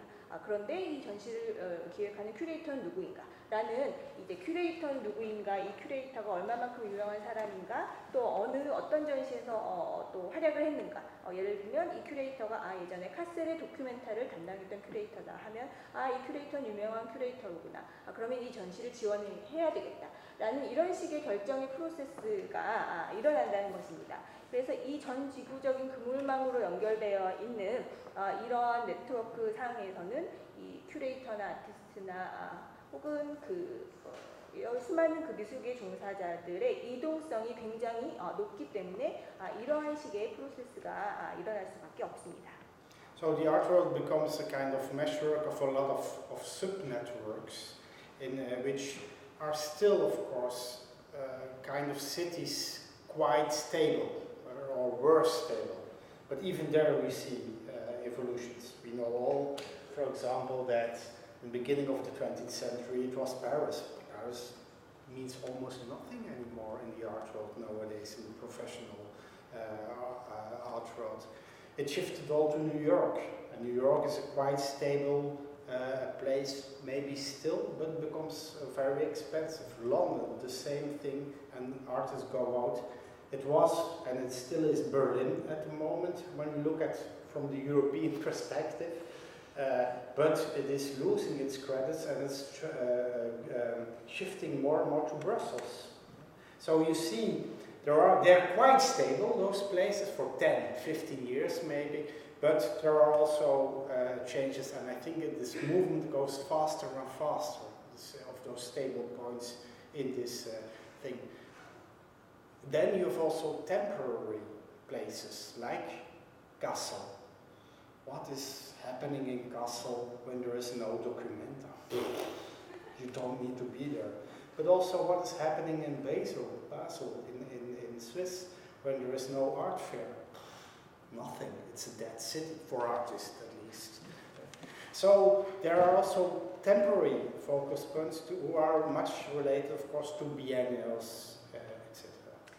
네, 그래서 이 전 지구적인 그물망은 다시 그 하부의 네트워크들로 구성이 되는데요. 그 한편에서는 미술계에서 안정적인 지위를 가지고 있던 도시를 중심으로 구성되는 네트워크가 있습니다. 예전에는 미술의 중심지라고 불렸던 파리, 그리고 이제 파리가 쇠락하면서 그 뉴욕으로 옮겨오고 또 런던이나 베를린 같은 도시들을 중심으로 이런 안정적인 하위 네트워크가 구성되어 있었다면 이들이 이제 그 미술의 중심지로서의 역할이 약해지는 그 시기가 미술의 중심지로서 안정적인 도시로 영위가 되던 그 시기가 점점점 짧아지고 있습니다. 그래서 이제 요즘은 베를린에서 또 브뤼셀로 넘어가는 그런 시대가 온 것 같고요. 그래도 상대적으로 이렇게 안정적인 도시를 중심으로 구축된 네트워크가 있다면 그리고 아주 일시적인 혹은 임시적인이라고도 표현할 수가 있겠는데요. 그런 도시들을 중심으로 이루어지는 네트워크가 있겠습니다. 그래서 예를 들면 카셀 같은 곳은 도큐멘타가 없는 해에는 아무것도 아닌 도시가 되는 것과 비슷한 현상이라고 볼 수가 있겠습니다. So this global meshwork had kind of weak passages and passages where you definitely need to be at a certain moment. You definitely need to have an exhibition in Tate Modern when you want to be at a certain level as an artist. So this kind of places still certainly work. Or when you are a European artist and you want to make it in the United States, you have to pass documenta in Kassel. Otherwise you don't make the jump, almost not possible. So there are kind of bottlenecks in those networks where you have to pass as an artist to make it still. But you have to be there at the right place at the right moment. Again, don't be in Kassel the other 4 years, because it doesn't make sense for anybody, this kind of thing. Second thing is that the meshwork is very much differentiated. There's a kind of differentiation in it. For example, you have for the art world places which are very important, but most of them, only most for financial reasons. New York is very important for the commercial galleries, but New York is less important for the intellectual, artistic critique and world. The same counts for Basel. Only the art fair is important for commercial reasons, the rest doesn't count. You have other places which are much more important in artistic intellectual field, that is the biennials, especially this of Istanbul is a very important place now for artists. Venice still is, but not the pavilions, Venice, but what is this called? This place where they do the thematic exhibitions and Arsenal. So it is because the Arsenal is made by an international curator. The pavilions is just a presentation of the countries. So see the complexity of it. And other places are again important, not for artistic reasons or financial reasons, but they are more important in education. Who knows Vienna? The city where Michelangelo Pistoletta had for a long time artistic residency, so it has much more a reason for educational reasons and interaction between artists, the peers. Or Amsterdam is only important or was important in the past for the Rijksakademie. But it's totally not important for the commercial galleries. It's a little bit important for the museums, but it's not on the map at all. So it's only important for young artists who want to make a career, because in the Rijksakademie everybody passes. All the curators of the world come there. So this is a very differentiated and complex network, and you need to know as a young artist where to be at which moment for what. 네, 그래서 이 전 지구적인 그물망에서 이 조금 전에 말씀드렸던 안정적이거나 혹은 일시적인 그런 하위 네트워크들이 형성하는 어떤 그런 통로, 경로, 그런 노선들이 있을 것입니다. 여러분들이 예술가라면 반드시 통과를 해야만 하는 그런 단계들, 그런 네트워크들이 있는 것이지요. 그래서 또한 그 통로를 통과하는 일은 아주 적기에, 적절한 순간에, 적절한 시기에, 적절한 장소에서 활동을 해야 된다는 의미이기도 합니다. 또한 이러한 네트워크들은 또 저마다 좀 성격이 다른, 성격이 차별화된 그물망을 또 구축을 하고 있는데요. 예를 들어서 뉴욕이나 바젤 같은 경우에는 상업 갤러리들이 모여드는 그런 네트워크들, 재정적인 네트워크라고 말씀드릴 수 있다면, 베니스나 이스탄불 같은 경우에는 예술적 이론이라든가 담론이 중요한 그런 전시들이 많이 이루어지는 곳이고, 그리고 또 이제 교육적으로 교육의 어떤 역할이, 교육의 위상이 좀 중요한 그런 또 그물망이 있을 수가 있겠습니다. 많은 사람들이 잘 모르지만 비엘라라는 도시에는 피스텔레토가 레지던시를 오래 했었고, 이러한 어떤 새로운 예술 정신을 함양하는 그런 교육적 기능, 혹은 암스테르담 같은 경우에는 라이크스 아카데미가 많은 젊은 예술가들이 좋은 교육을 받을 수 있는 곳으로 그렇게 여겨지기도 합니다. This means also that you can successful as an artist in one network and totally not in another network. You have, for example, artists who have a gallery in New York, can make a good living off their work, but nobody knows. In, for example, the system of biennials, etc. You have artists in the biennials who are on all the biennials in the world, but cannot make a living. And they even have to pay to make their own productions at the biennials, even those of Venice. They teach to make a living, etc.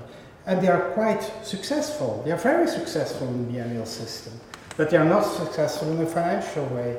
And they are seen also as and observed as and criticized as successful artists. And you have artists who give a lot of lectures, etc. in the educational, residential programs, etc. are quite successful, even can make a little bit of living of this circulation. But they are not that well known in, for example, the biennial system. Some are, some not. The most successful, or the big names, are of course successful in all the systems at the same time. They have the gallery in New York, they are on all the biennials, and they are invited everywhere to give guest lectures, etc., etc. But there is a kind of huge differentiation in this.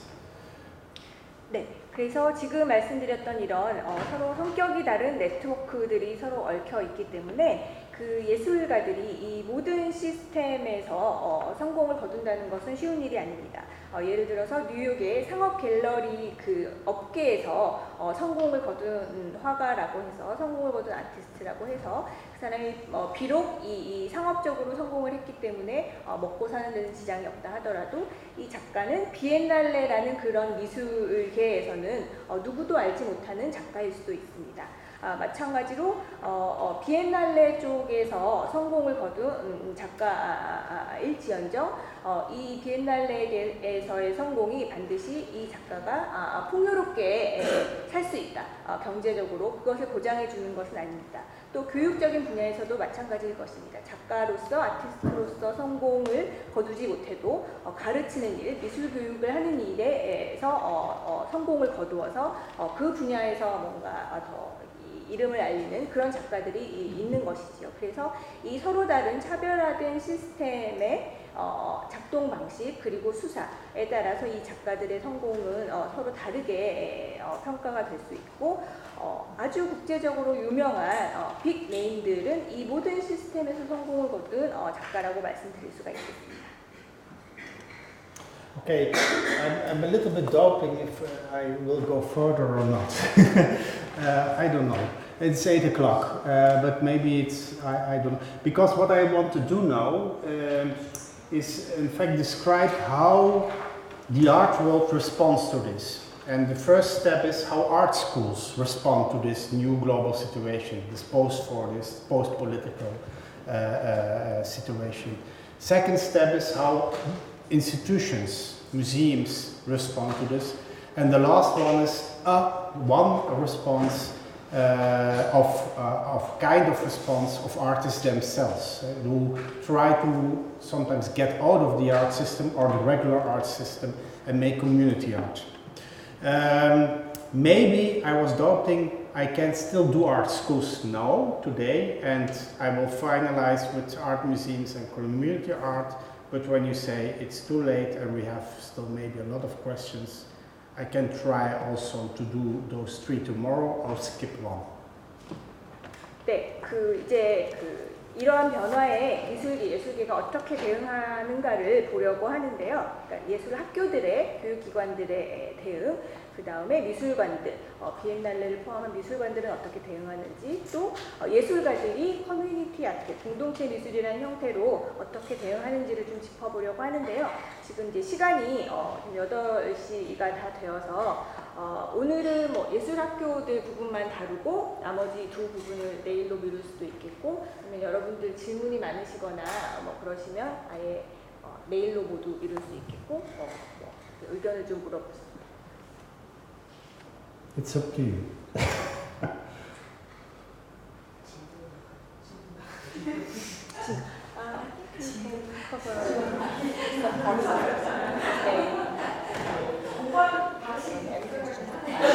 Okay.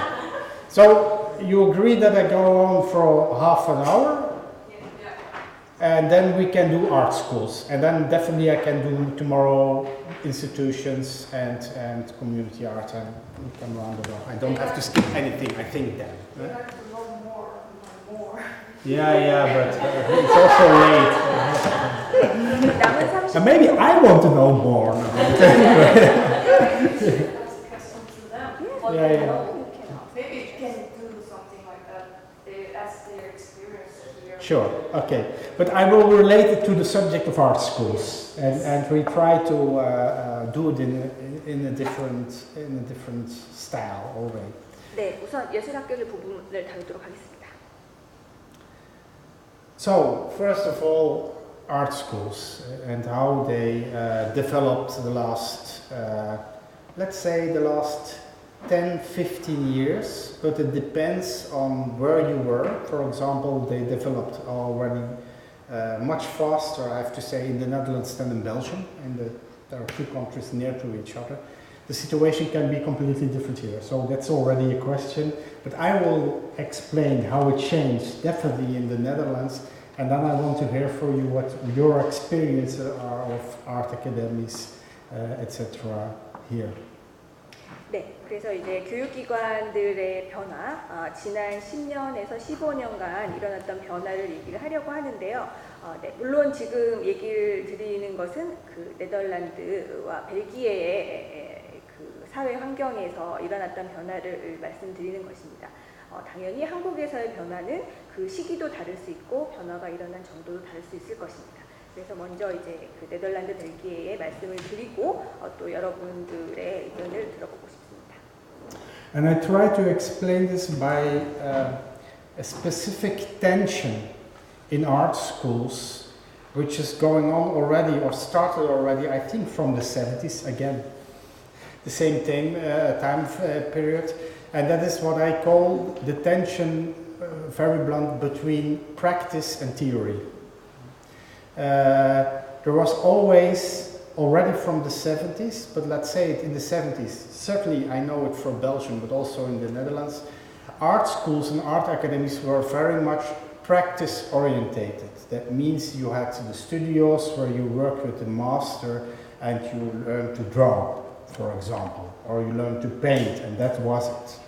And there was not so much theory. The theory you get was a little bit art history, and probably then it stopped. Or theory of colors, for example, this kind of things, but in fact were very practical. Then, as a response on immaterial labor, the response on also post-fertilization was, and the response or the seeing of the example of Marcel Duchamp, to say it blunt, was discourse becomes very important and theory get involved, but it stays a huge struggle in art schools until nowadays.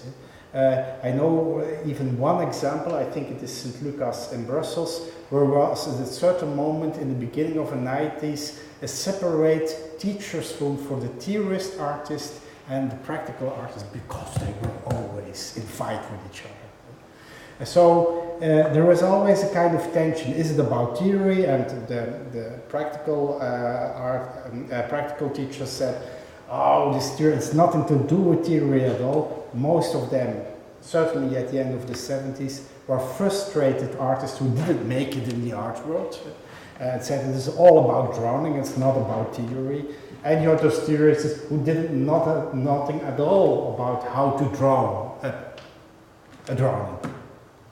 Let's start with that. Yeah. 네, 먼저 말씀드릴 것이 그 예술학교들에서는 언제나 그 이론과 실천이라고 해야 될까요? 이론과 실제 작업 이 두 관계에 늘 어떤 긴장 관계가 있었던 것이 사실입니다. 그래서 70년대를 보게 되면 대다수의 예술학교에서는 실제로 작업을 하는 것, 예술적인 작업을 하는 것, 그리고 조각을 만들고 하는 그런 것에 중점을 둔 교육이 이루어졌습니다. 그 당시에 이론 교육이라고 해봤자 약간의 미술사 교육, 그리고 예를 들면 그 실제 작업을 하는데 유용하게 사용될 수 있는 색채 이론, 색에 관한 이론, 이런 정도의 이론 교육만이 이루어졌었습니다. 그러던 것이 앞서 말씀드린 포스트 코드주의, 그리고 비물질적인 노동, 이러한 사회적인 변화가 일어나면서 이제 미술에 있어서 담론, 그리고 이론을 가르치는 일이 중요하게 됐고, 이러한 부분이 차지하는 그 정도가 늘어나게 된 것입니다. 그러면서 이게 자연스럽게 감론과 이론의 교육이 늘어난 것이 아니라 이 미술을 교육하는 기관들 안에서 이 이론과 실천 사이의 어떤 그 긴장 관계, 변화에 따르는 높아지는 긴장 관계를 해결하기 위해서 수많은 문제와 투쟁과 논쟁이 있었습니다. 그래서 1990년대에는 이 미술학교의 교수들을 아예 두 부류로 구분하는 그런 움직임까지 있었습니다. And I try now to explain this complexity between complex relationship between theory and practice, and also for me the necessity of this relationship by an example which was given by Richard Sennett. Richard Sennett is philosopher, sociologist, and he gave this example in the book The Craftsman. 네, 그래서 지금 말씀드렸던 이론과 실천의 관계, 혹은 이론과 실천의 관계의 필요성에 대해서 그 리차드 세넷이라는 철학자이자 사회학자의 책을 빌어서 좀 말씀을 드리고 싶은데요. 이 사람이 쓴 책, 크래프트맨, 네, 장인이라고 번역이 되어서 나와 있습니다. 이 책에 대해서 얘기를 드려드리겠습니다. What did you say? There is Korean translation of the Craftsman. Ah, okay. Interesting. That's good. Anyway, he gives the example of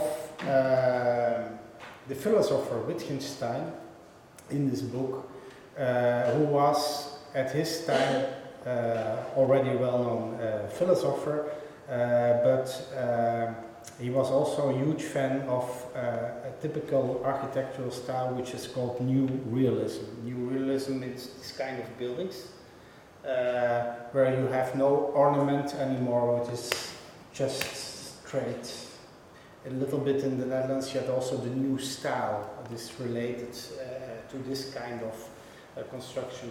By the way, still Rem Koolhaas is very much influenced by this kind of direct center. You see what you get. That's the whole idea. No rococo, no ornaments, etc. Anyway. So Wittgenstein, the philosopher Wittgenstein, was very much involved, let's say, and engaged in this style. And he wanted to build himself also a house following this rule of this new style, like also Alfred Loos, who is a very well-known architect. And he built this. He built this house, Wittgenstein. I didn't know that Wittgenstein built ever a house. It's the only house he ever built in his life. Afterwards, he still built one hut somewhere for his own, but that's at Gutmannstrasse in Vienna. Is it built? Yeah. 네, 그래서 이 리차드 세넷이 이 장인이라는 책에서 언급하고 있는 예 중에 하나가 그 철학자 비트겐슈타인과 건축입니다. 이미 이 비트겐슈타인은 그 생전에 당시에 이미 이제 유명한 철학자였는데 철학자이면서 그 신사실주의 건축에 깊은 관심을 가지고 있었다고 합니다. 그 신사실주의 건축이라 함은 지금 사진에서 보시는 것처럼 모든 장식을 배제하고 이 기능만을 추구하는 단순한 형태의 그런 건축이라고 할 수가 있겠습니다. 그래서 당신이 보는 것이 전부인 그런 건물이라고 할 수가 있겠는데요. 그래서 이제 렘 쿠라스 같은 건축가 또한 이로부터 이제 영향을 많이 받았다고 할 수가 있겠습니다. 그래서 이러한 신사실주의 건축에 관심을 가지고 있던 비트겐슈타인은 실제로 이 비엔나 쿤스만가세에 직접 이 건물을 짓기에 이르렀습니다.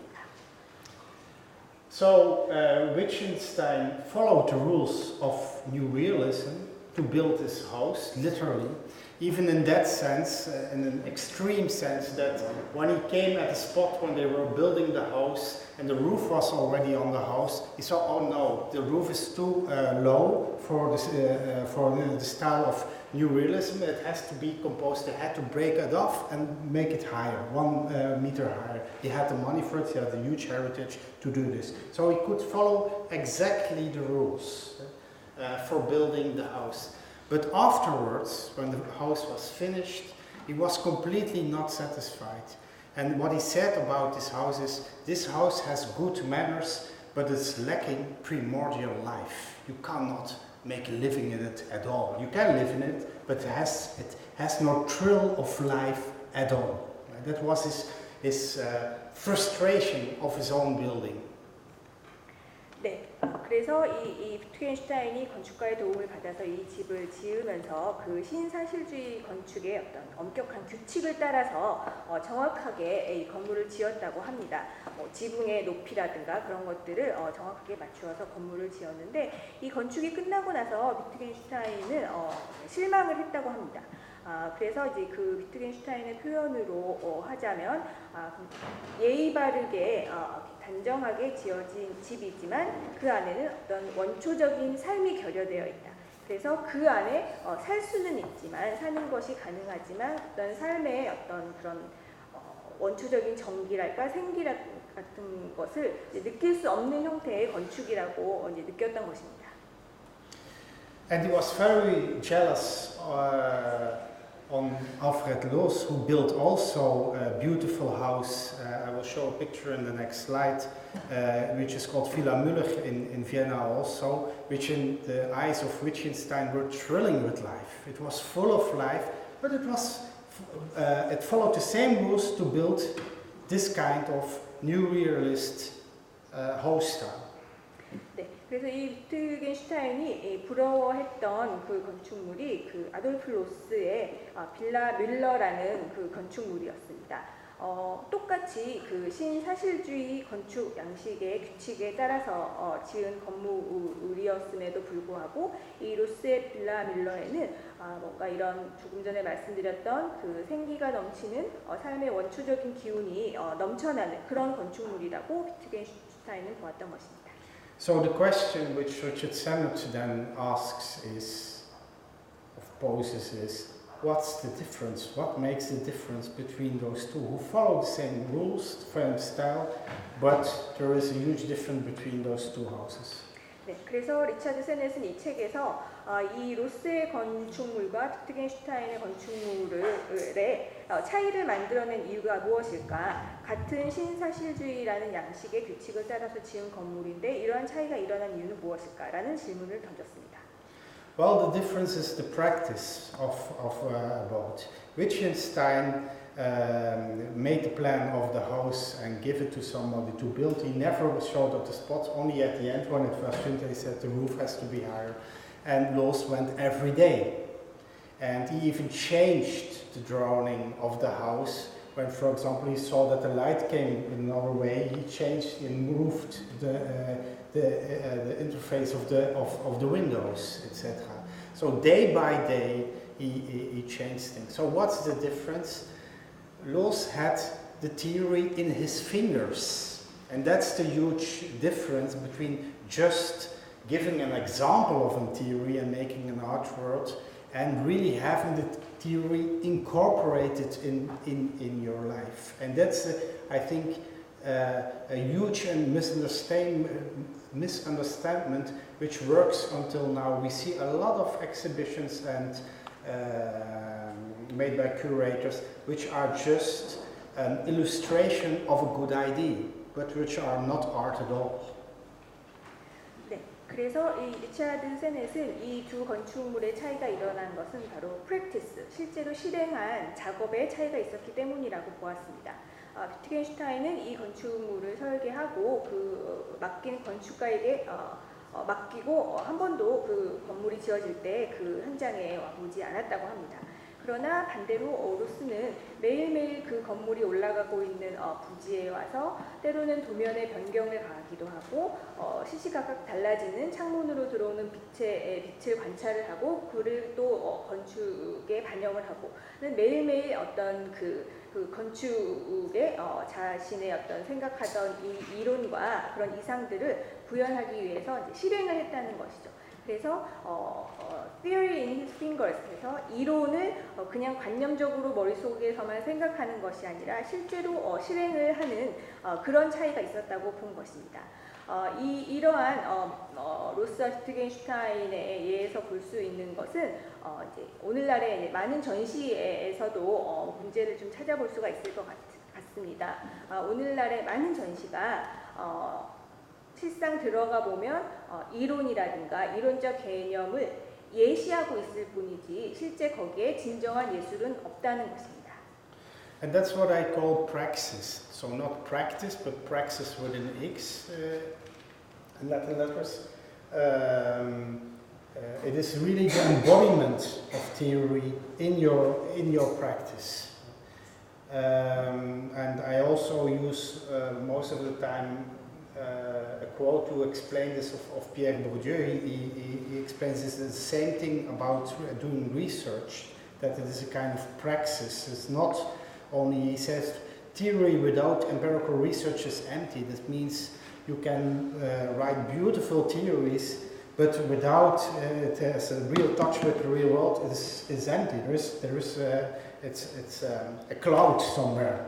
This theory is, of course, his comments to philosophy as a sociologist. But anyway, but he says also, and empirical research without theory is blind. That means you need concepts to describe what you are doing. Otherwise, you don't know what you are doing. And you can also not explain it to others. Very important post for these times.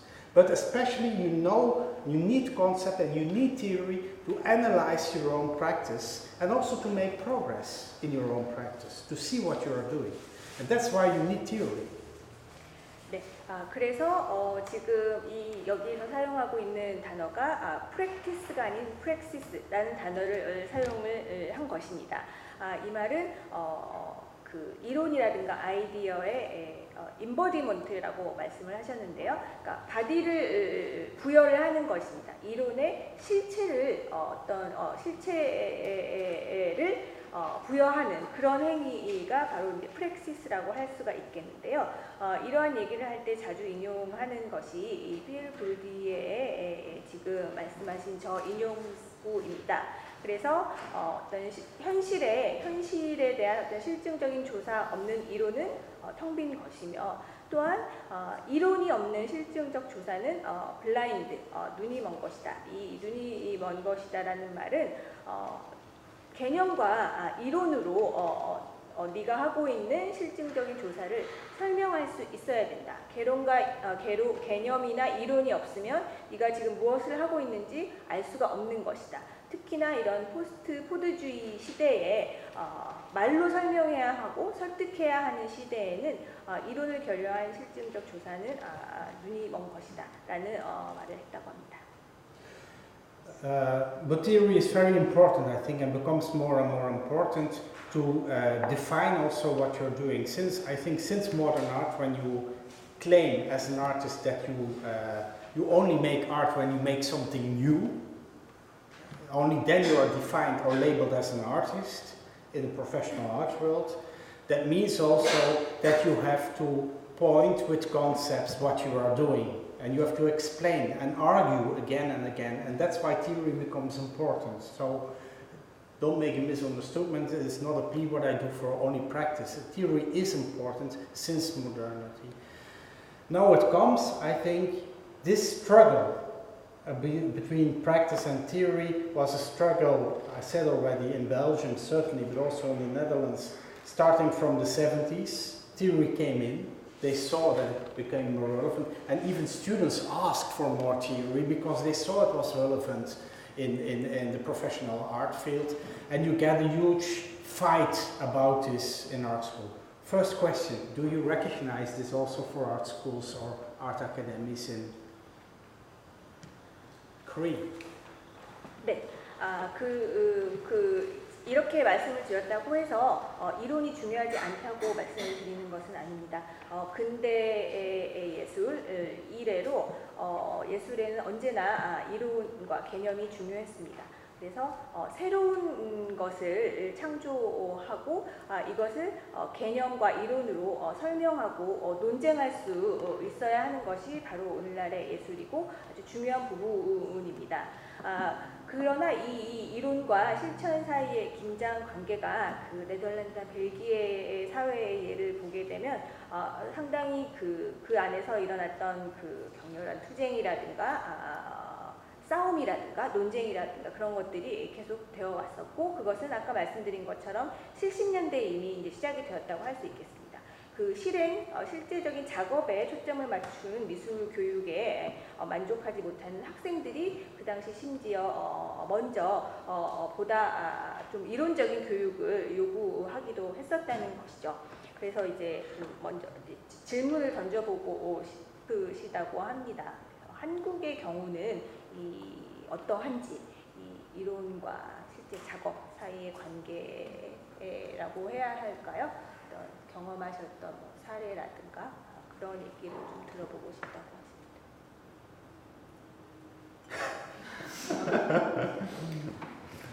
What happened in the 70s in Korea? 네, 70년대에 같은 시기 한국에서는 어떤 일이 있었을까요? 90년대까지만 해도 미술사를 지면 이론이 약간 없었던 것 같아요. 미술 학교에서. Up to 1990s, there was no theory education except artist. Okay, yeah. It's a little bit the same, I think, until the 90s it was also in Belgium and the Netherlands. 네, But at least also this tension is still somewhere there. This tension between theory and practice here. 네, 네. 네덜란드와 벨기에도 좀 비슷하게 90년대까지 그러한 양상을 보였고 설사 이 이론 교육이 미술사에 국한된 것이었다고 하더라도 그 미술 교육계의 어떤 그런 텐션은 아마도 어딘가에 분명히 존재해 왔을 것입니다. 2000년대 들어서 예술학과라던가 홍대에서 아니면 한예종이 생기면서 이론을 이렇게 많이 가르치기 시작했죠. 예술학과는 87년에 시작했어요. 그때 보는 이론은 예술학과가 생긴 건 87년에 미술사 이외의 이런 미술을 가르쳤어요. There were some departments called Department of Art, or there was a new university, Korea University of Arts. Because of the beginning of these new institutions, theory education became more 제가 대학원 다니는 90년대 초반에 Theorized. 이론을 들으러 다른 과에 있을 주로 미술사를 들으러 Yeah. Okay. Okay. Yeah. 근데 제가 느끼는 거 하나는 미술 이론을 되게 중요시하기 시작하면서 어떤 특정한 학교 이름은 얘기하지 않겠지만 미술 이론을 굉장히 중요시하고 가르치고 있거든요. 미술 실기에서. 근데 제가 전시장에 가면 그 학교 출신을 정확하게 지적을 할 수가 포인트를 할 수가 있을 정도로 이 학교 출신입니다. 그러면 못 가겠죠? 그게 훨씬 더 이렇게 이론이 되면서 아까 말씀하신 뭐라 그러죠? 그 큐레이터가 만드는 전시에서 어떤 그게 없이 느껴지는 그런 뭐가 없다 그러잖아요. 큐레이터가 만드는 전시? 그게 아니라 어떤 그냥 이론을 네, 설명하는 이론의 자체가 일러스트레이트하는 네, 같은 네. 느낌이 드는 것을 볼 수가 있었어요. Because the new university, they put more emphasis on theory education, and one phenomenon from this is that you can easily recognize in an exhibition the students from that university because the works of those students are really like an illustration of concepts. Okay. Theory of this concept. 그리고 저 골드 스미스도 구별할 수 있겠어요. And also Goldsmith from What also? Goldsmith. Goldsmith. Okay. Yeah, there you get it already. But indeed, that's a huge influence also. Goldsmith has a very important symbolic function even. But that's what you see, I think, that theory comes in. I think, again, theory is necessary, but it plays sometimes a completely extreme wrong role in new situations. So the result is that the relation of art theory and practices becomes out of balance again, another balance. Theory becomes more important than practice, and there is, while I think the school is in fact, the art school I mean, is in fact the only place where you can get a good interaction between those two. It's the only place where you can learn this. A young artist wants to study at the academy because he has a lot of self-expression and wants to develop. He has to calm down and learn to do. And so that's always this kind of romantic view as a young artist who comes. He has talent, so it will work. This kind of idea. That's also why you need theory. And this has to be balanced, and I think the school is the only, let's say, almost bottleneck where those two can come strongly together, and where you really can learn also to incorporate in a good way theory. But the problem is almost no art school succeeds in doing this, and this has reasons. And I think one of the reasons is, and this is typical European story, but I'm curious what happens here, because I know this European story is also happening in the United States, or was already a long time happening in the United States, is that the whole art system, the whole educational system in Europe came under the rule of what they call Bologna. And Bologna, I don't want to go in details, it's an agreement between all the ministers of education of Europe, who decided that they want to have one uniform system for all the schools, the colleges and higher education for Europe, that it's easy for students to interchange. It's a beautiful rule. So you had then the system of bachelor and master system. As such, it's not a problem at all. But with this, you get an enormous standardization of education. For example, then comes in so many contact hours for a student. He has or she has to learn this and this and this and this competences. Otherwise, you cannot compare those schools on a European level. First question, have you a kind of same system in Korea? 네, 네. 그래서 이제 이론이 당연히 중요한데 더욱 중요한 것은 이론과 실천의 관계가 이제 균형을 맞춰야 된다. 지금까지 말씀드린 것처럼 이론이 잘못된 역할을 하는 그런 전시라든가 교육이 많이 일어났다는 것이죠. 그래서 이 이론과 실천이 균형을 맞추기 위해서는 교육기관의 역할이 제일 중요하다고 할 수가 있겠습니다. 예술가들을 양성하는 교육기관에서 이렇게 바탕이 될 수 있는 이론과 실천을 정확하게, 적절하게 균형을 맞출 수 있는 방법을 교육하는 것이 필요한데, 지금 네덜란드, 벨기에의 경우도 그렇고 유럽의 교육기관들에서는 지금까지 이 이론과 실천의 적절한 관계를 교육하는 일에서 성공한 기관이 없었다고 지금 진단을 하고 있습니다.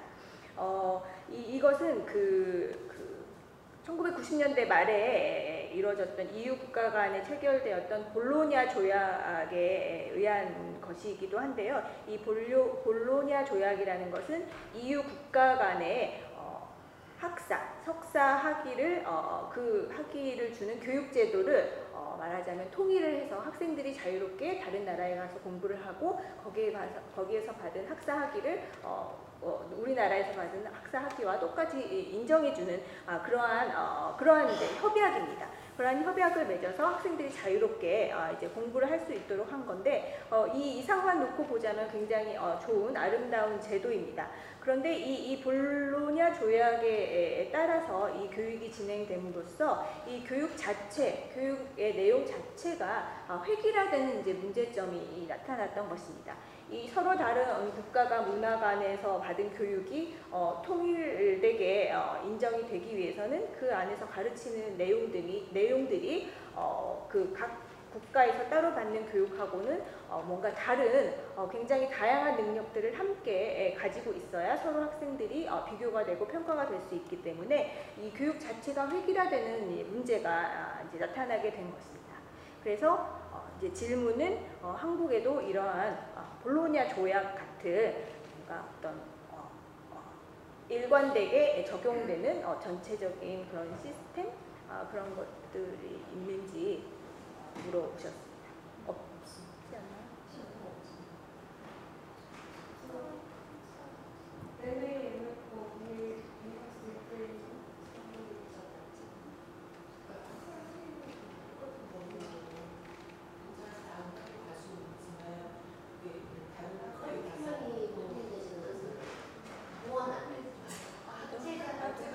No?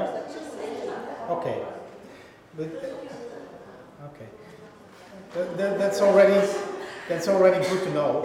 But maybe you have the effects of the system without having the system. Now I want to jump to the last question and the last thing to show what happens by this. 네, 이러한 시스템을 가지고 있지는 않다고 하더라도 이러한 시스템이 가져온 영향, 그 결과는 아마도 여러분들이 이미 가지고 있을지도 모르겠다는 말씀을 하십니다. First of all, what happens when you standardize education, it means also that you become, as art schools, like in Europe, all over Europe, in competition with each other. Because you are comparable, you can go for students from Switzerland, from Berlin, everywhere in Belgium. That's the first thing. So schools come in competition. Yeah, that's a very important thing. Second step, especially for art education, this is very interesting, is in the past you had an art academy, and it could sometimes be very amateuristic, but you had art academies with a certain style, which were related to one artist most of the time. One theater director, for example, in theater schools, or a big name, Michelangelo Pistoletto, who did an academy, etc. And he made the print of the art school, and that was the profile of the art school. Because of standardization, you can't do that anymore. You need to have so much contact hours with this kind of style in painting, for example, so much contact hours in that style in painting, etc. So you cannot make this kind of print of a master on one school. So schools are losing its style, its clear profile, because of this kind of standardization. Especially you get those kind of universities of art, where you have so much courses of that, so much competences of that, etc. Do you see this? 네, 이제 이런 볼로냐 조약 같은 균일화된 어떤 교육 제도가 도입됨으로써 첫째로 이제 학생들이 어느 나라에 가서든 공부를 할 수 있게 되기 때문에 이 유럽에 있는 대학들이 이제 서로 경쟁이 붙을 수밖에 없는 그런 이제 상황이 벌어지게 됩니다. 그리고 두 번째로는 특히 이제 미술 교육 분야에 있어서 이제 예전에는 어떠한 미술 교육 기관은 어떤 고유한 스타일과 어떤 방법으로 학생들을 가르쳐서 그로부터 탄생한 이제 스타 작가가 이 학교의 어떤 상징적인 존재가 된다거나 하는 그런 것들이 가능했는데 이와 같은 균일화된 그런 교육 제도에서는 모든 학생들에게 모든 양식, 모든 방법의 교육을 진행함으로써 이러한 어떤 학교 저마다 고유한 어떤 특성이 묻어나는 미술 교육이 이제 원천적으로 불가능해지게 됩니다. 이러한 현상들이 한국의 대학에도 나타나고 있는지, 한국의 미술 교육 기관에도 나타나고 있는지. 그 반대의 경우는 있는 것 같아요. 그 H대학에 Okay. 교수의 스타일이 만들어지셔서 오히려 그 학교의 정체성을 만든 경우는 있는 것 같은데, 네, 그렇지만 뭐 국제화라거나 세계화라거나 하는 스탠다드라이제이션이라는 거는 일어나긴 하는 것 같아요. 저는 학교에 잘 없어서 강사를 많이 본 적이 없기 때문에 큐레이터로서의 경험을 때문에 작가들이 포트폴리오를 보내주시면 그게 다 스탠다드라이즈가 교육인 거는 느껴요. 어느 정도 몇 퍼센트의 그 띠리가 들어가 있고 그 프린트나 어떤 이미지의 작품 사진을 공하는 것들은 일종의 포뮬라를 발견할 수는 있을 것 같아요. 포뮬라 자체는 나쁘진 않은데 포뮬라 자신의 작품의 세계와는 상관없이 포뮬라에 맞추면 더 이렇게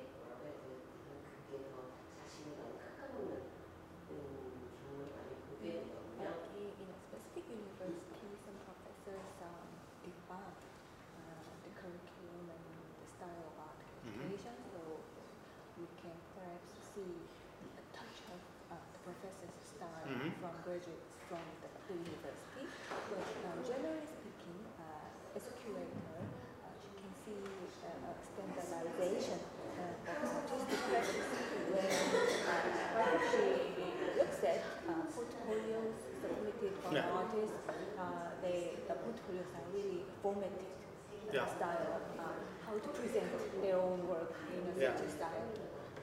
Yeah, but they learn also to make portfolios at schools and how to make it. That's already the formatting. Think about formatting, what I said about make this kind of thing. So in that sense, you see standardization and also kind of fading out of a certain style, personal style, but it has also good sides. You see less adepts of one artist, what you also sometimes have, people who just do the same as Le Tuymans, because it's this kind of schools related to a master. At least I see it in Europe, this is disappearing, this kind of style. But what I want to say is that schools become more and more kind of acting as private companies who are in competition with each other to fight for students. And you get the same effect you get by this, what I called already yesterday, competitive isomorphism. They look at each other and they make profiles, and in fact those profiles look at each other very well. It's very interesting. It's only about details. For example, in Netherlands, all students has to become cultural entrepreneur. This kind of standardization you get also as an effect of those schools. Schools become also much bigger. You get fusions of a lot of schools. I think in the school where the art school I was a mixture of 7 or 8 academies, going from theater to visual arts, architecture, etc., all together, 1,600 students in a kind of mass education, and this gets formatted enormously. And maybe last thing, and this is very interesting, and because I want to wrap up. What is interesting? Yeah, sure. 네, 그래서 지금 말씀하신 것처럼 포매티드된 포트폴리오를 만드는 것에서부터 작업 자체가 어떤 양식화되는 그런 이제 문제들이 있는데, 물론 이제 그런 현상들의 이제 좋은 점도 있다고 볼 수가 있겠습니다. 그래서 이러한 교육을 받은 아티스트들은 말하자면 이제 적응력이 좋다고 해야 할까요? 이런 스타일, 또 저런 환경에 맞춰서 작업을 할 수 있는 이제 뭐 좋은 면도 있다고 할 수 있겠습니다만, 이제 근본적으로는 이러한 획일화되고 균일화된 교육 제도가 이제 가져오는 이제 문제들은 아까 말씀드린 것처럼 그런 두 가지 점이 있을 수가 있겠고, 이러한 상황이 되다 보니까 교육기관들이 이제 사기업처럼 변해가고 있는 그런 문제가 있습니다. 그래서 사기업처럼 변해가면서 이제 서로 경쟁을 하게 되니까, 어제 이제 말씀드렸던 그 이제 사회학적 용어로 이소몰피즘, 이제 서로 거울처럼 서로 경쟁하는 관계이지만 서로를 보고 서로의 프랙티스를 반영하는 이제 그런 현상들이 일어나게 되고, 또한 이 교육기관들의 이제 몸집이 거대해지는, 그러니까 매스 에듀케이션이 일어나는 그런 이제 형태로 이제 진화를 하고 있다는 것입니다. 그래서 뭐 예술의 전 분야를 망라하는 건축, 음악, 뭐 그런 등등을 총망라하는 예술 교육기관, 1,000명, 2,000명에 가까운 학생들을 함께 이러한 획일화된 방식으로 이제 교육을 시키는 이제 그러한 형태의 교육기관의 이제 모습을 이제 띠게 되었다는 것이죠. So you get what we call in a book, Teaching Art in the Neoliberal Realm. So it's the title of the book. A kind of catering machine. We call it catering machine. There are made packages, like in the catering of food, etc. And what do you know about catering? Catering can be good food, but it's not top quality, but it's good, it's sufficient. It is delivered in time. It cannot be delivered too late. So in time, you see also always a change of this. It means at this moment we have to deliver our students that because the professional market is asking it. This is catering regime. And it is, how do you call it? It has to be delivered also, no, that's it. So this is a kind of catering regime we get more and more in the system. And I will finalize this. You see also that, and it's not the fault of the students, but students define themselves more and more as a consumer of education. The art school says, we deliver you this service, we promise you will become an artist when you pay the entrance fee, etc. And after 4 years you will be an artist. The effect of this is that the relationship between the teacher and the student becomes a kind of contract relationship. It's a very strange relationship. And just to tell an anecdote, and then I stop totally for today because I'm finished. My director, former director of the art school where I worked, he reserved every 3 last weeks of the academic year that was in the Netherlands in June, so the first week of June until the 3rd week of June, only to respond and take the phone to talk with lawyers, because lawyers start procedures, because students start them because they were failed, for example, for an exam. And literally examples I can give you, but one's about dance, it's beautiful. The argument of the lawyer was, but she could lay her leg on the right height, so why did she fail? And the answer of the teacher was, because she will never be a good performer. How can you measure this? But this is the whole, more and more, this extreme of course, but this is more and more how students define them. They say, you have to learn it, it's object, you can measure this, it's competence, it's this and this and this competence. I need so much contact hours for it, when I don't have to, I complain.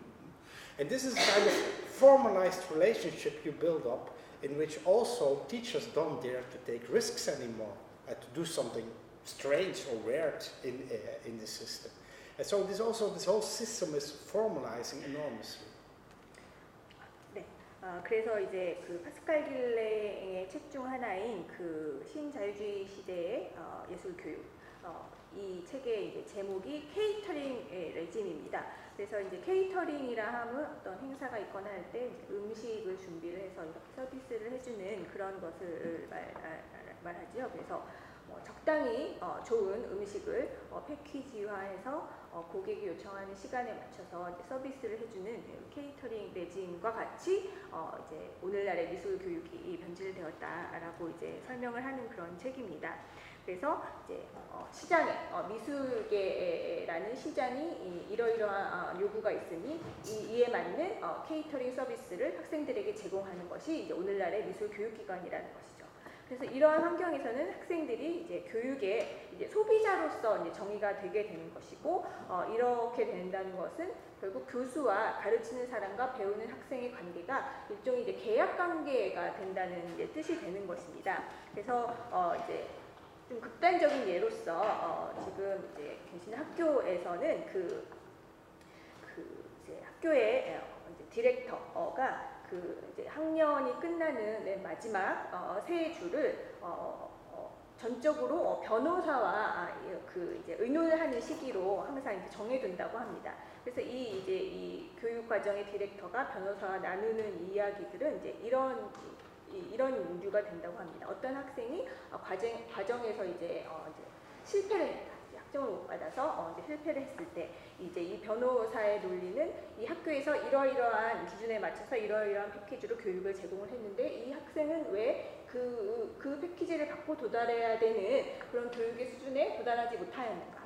그렇다면 이 교수는 이 학생이 공부를 열심히 안 했기 때문이지요 라고 이제 말을 할 수밖에 없는데, 이 학생이 공부를 열심히 하지 않았다, 굿 퍼포머가 아니었다 라는 것을 어떻게 증명할 수 있을 것인가 라는 그런 얘기들을 이제 나누게 된다고 합니다. 그래서 철저하게 이 교육의 과정이 공식화되어 있는, 이제 그렇게 모든 평가라든가 교육 자체가 공식화되어 있는 이 케이터링 레짐 안에서는 이제 그러하게 이제 변질이 되었다고 말씀을 하시고, 이 안에서 이제 더 이상 가르치는 사람들은 어떠한 위험을 감수하려고 하지 않는 이제 그런 교육의 행태가 나타나고 있다. 이제 그런 예를 들어주셨습니다.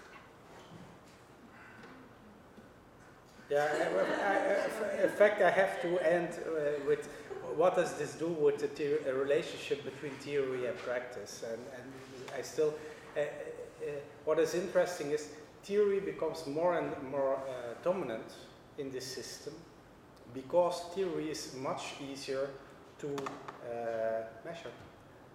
does he know or she knows the concepts? And that's the last thing, what is important, what is dropped out or is pushed out of this system is especially not if somebody can draw or not, but what is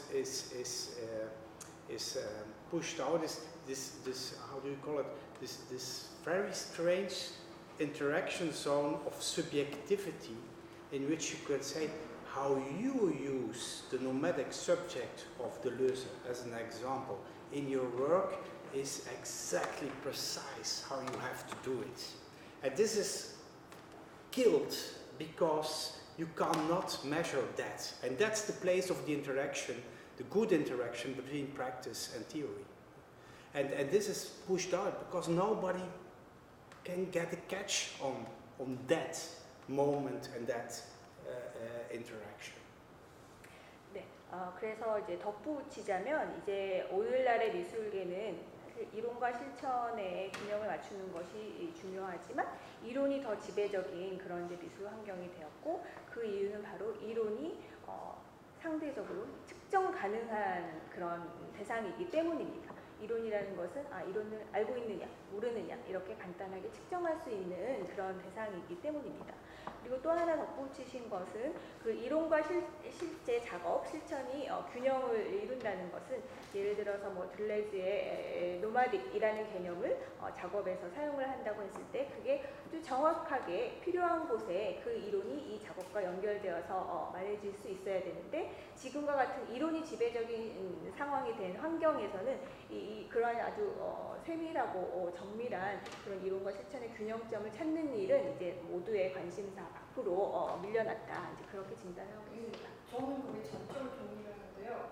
전시회에 가서 작품을 보면 사람들이 이제 더 이상 작업을 보고 그걸 이해를 하거나 읽으려고 했을 때 이 텍스트를 보고 그 작품이 그걸 구현하고 있다고 믿는 경향이 있는 것 같아요. 심지어는 그 기획자들도 작품을 보고 이 작품의 그 안에서 이야기를 끄집어내는 게 아니라 이미 작품과 별도로 이 작품을 설명한 글을 읽고 그 작품을 선정을 한다는 거죠. 자기가 전시를 하고. 그래서 그 텍스트가 훨씬 중요해졌기 때문에 예전에는 작품을 봐야지만 작품을 이해할 수 있는데 이제는 점점 그 작품이 무엇을 이야기하고 있는지만 얘기를 하고 그 작품을 실제로 본 적이 없는데도 불구하고 반반 생각이에요. She totally agrees with you because you see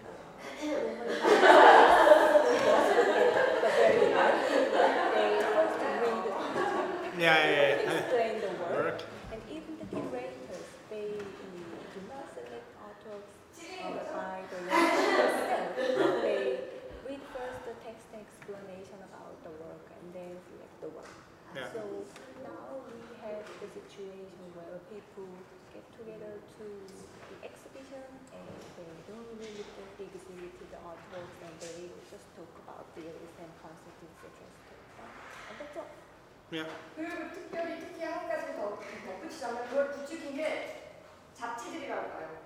인터내셔널 아트 매거진들이 어디서 무슨 작업을 한다 이렇게 하다가 그걸 장황하게 이렇게 써놓잖아요. 그래서 그 작품을 가서 본 적이 없는데 작품 좋더라 이런 얘기를 하기 시작하더라고요.